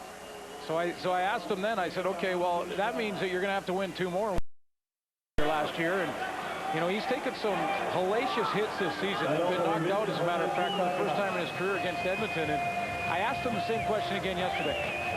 And he smiled and he said, again, season, but no. I would still like to come back. You know, and he's going to talk to his wife, Alexia, and their family. And some of those hits are taking. It's been a grueling year. He came out of a game against Saskatchewan with Gord Bishan, the knockout from Marcus Howard in Edmonton, Bruce Sternum last week against the Winnipeg Blue Bombers. He's paid a price to get where he is. No question about that. Stephen Giles from his goal line dumps it off, and Corey Boyd will take off. And Boyd up across the 20-yard line. But can you imagine where that number could get if he played another year or maybe even 2 and get that number possibly to 80,000 yards? I mean, well, Damon Allen said he thought will last much longer. Well, who's the active player that would even be in the ballpark? I think in the season now, but Henry Burris. Stephen Giles doesn't want to go down. Up to the 28 with a half minute to go. Ricky Ray will be playing in that game against Edmonton, Saskatchewan, following ours. When I mentioned it to him a few weeks back about Anthony Calvillo closing in, and I said, you're probably the only guy, you know, you're going to have to play probably another, I don't know, 10 years. He said, I can barely see past this game. So you're right, Chris. I don't know. I mean, I guess every record is made to be broken, but hard to imagine in today's day and age of free agency and player movement, and just how every year it seems the players get quicker, stronger, faster, and the toll and the pounding that quarterbacks take. Hard to imagine that record falling. John Bowman shaking up on the play. What a self-made story, though. Again, the adversity he's gone through early in his career defied a lot of odds to savor this day.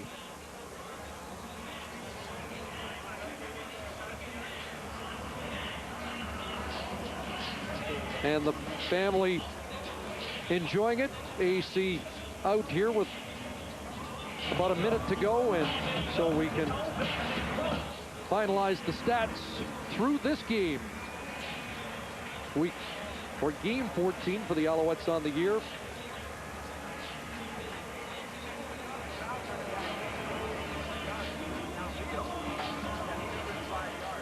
And you know, he passes Anthony Calvillo. I was looking at it today. He's almost got more yards than the number 10 and 11 all-time quarterbacks in the CFL. That's how phenomenal that number has become. Giles underneath, and Rideau's got another catch. And we're talking about people like Tom Clements and Kent Austin, almost double that. In his last 9 seasons alone, just no matter how you look at it, the numbers just overwhelming. And I think the great thing about sports, Chris, is the debate when you're sitting talking to your buddies about who's the best player ever and the positions. And you know, there's been so many great ones. And Doug Flutie and Matt Dunnigan and Warren Moon, who was part of this conversation, and great that Warren Moon was part of that video presentation to congratulate Anthony Calvillo. But, you know, I just think as a pure passer, a guy who could read a defense and just distribute the football. Championships are there, the numbers are there, the MOPs are there. I mean, I think you're looking at the best pure passer in Canadian Football League history.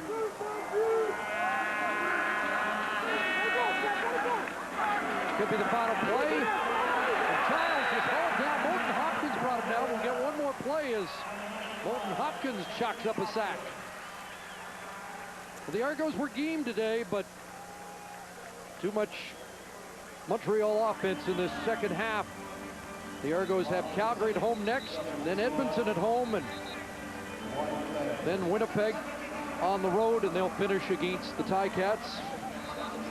We've got an interesting final month in the CFL East, CFL altogether, with that Great Western race as well. But the Argos will be eliminated from all of that with this loss today. Boy, it sets up a couple big games you mentioned for Mark Trestman. Hamilton next week, Winnipeg the week after. This should be it. Giles downfield, flag flies, and that will give us one more play as Rodriguez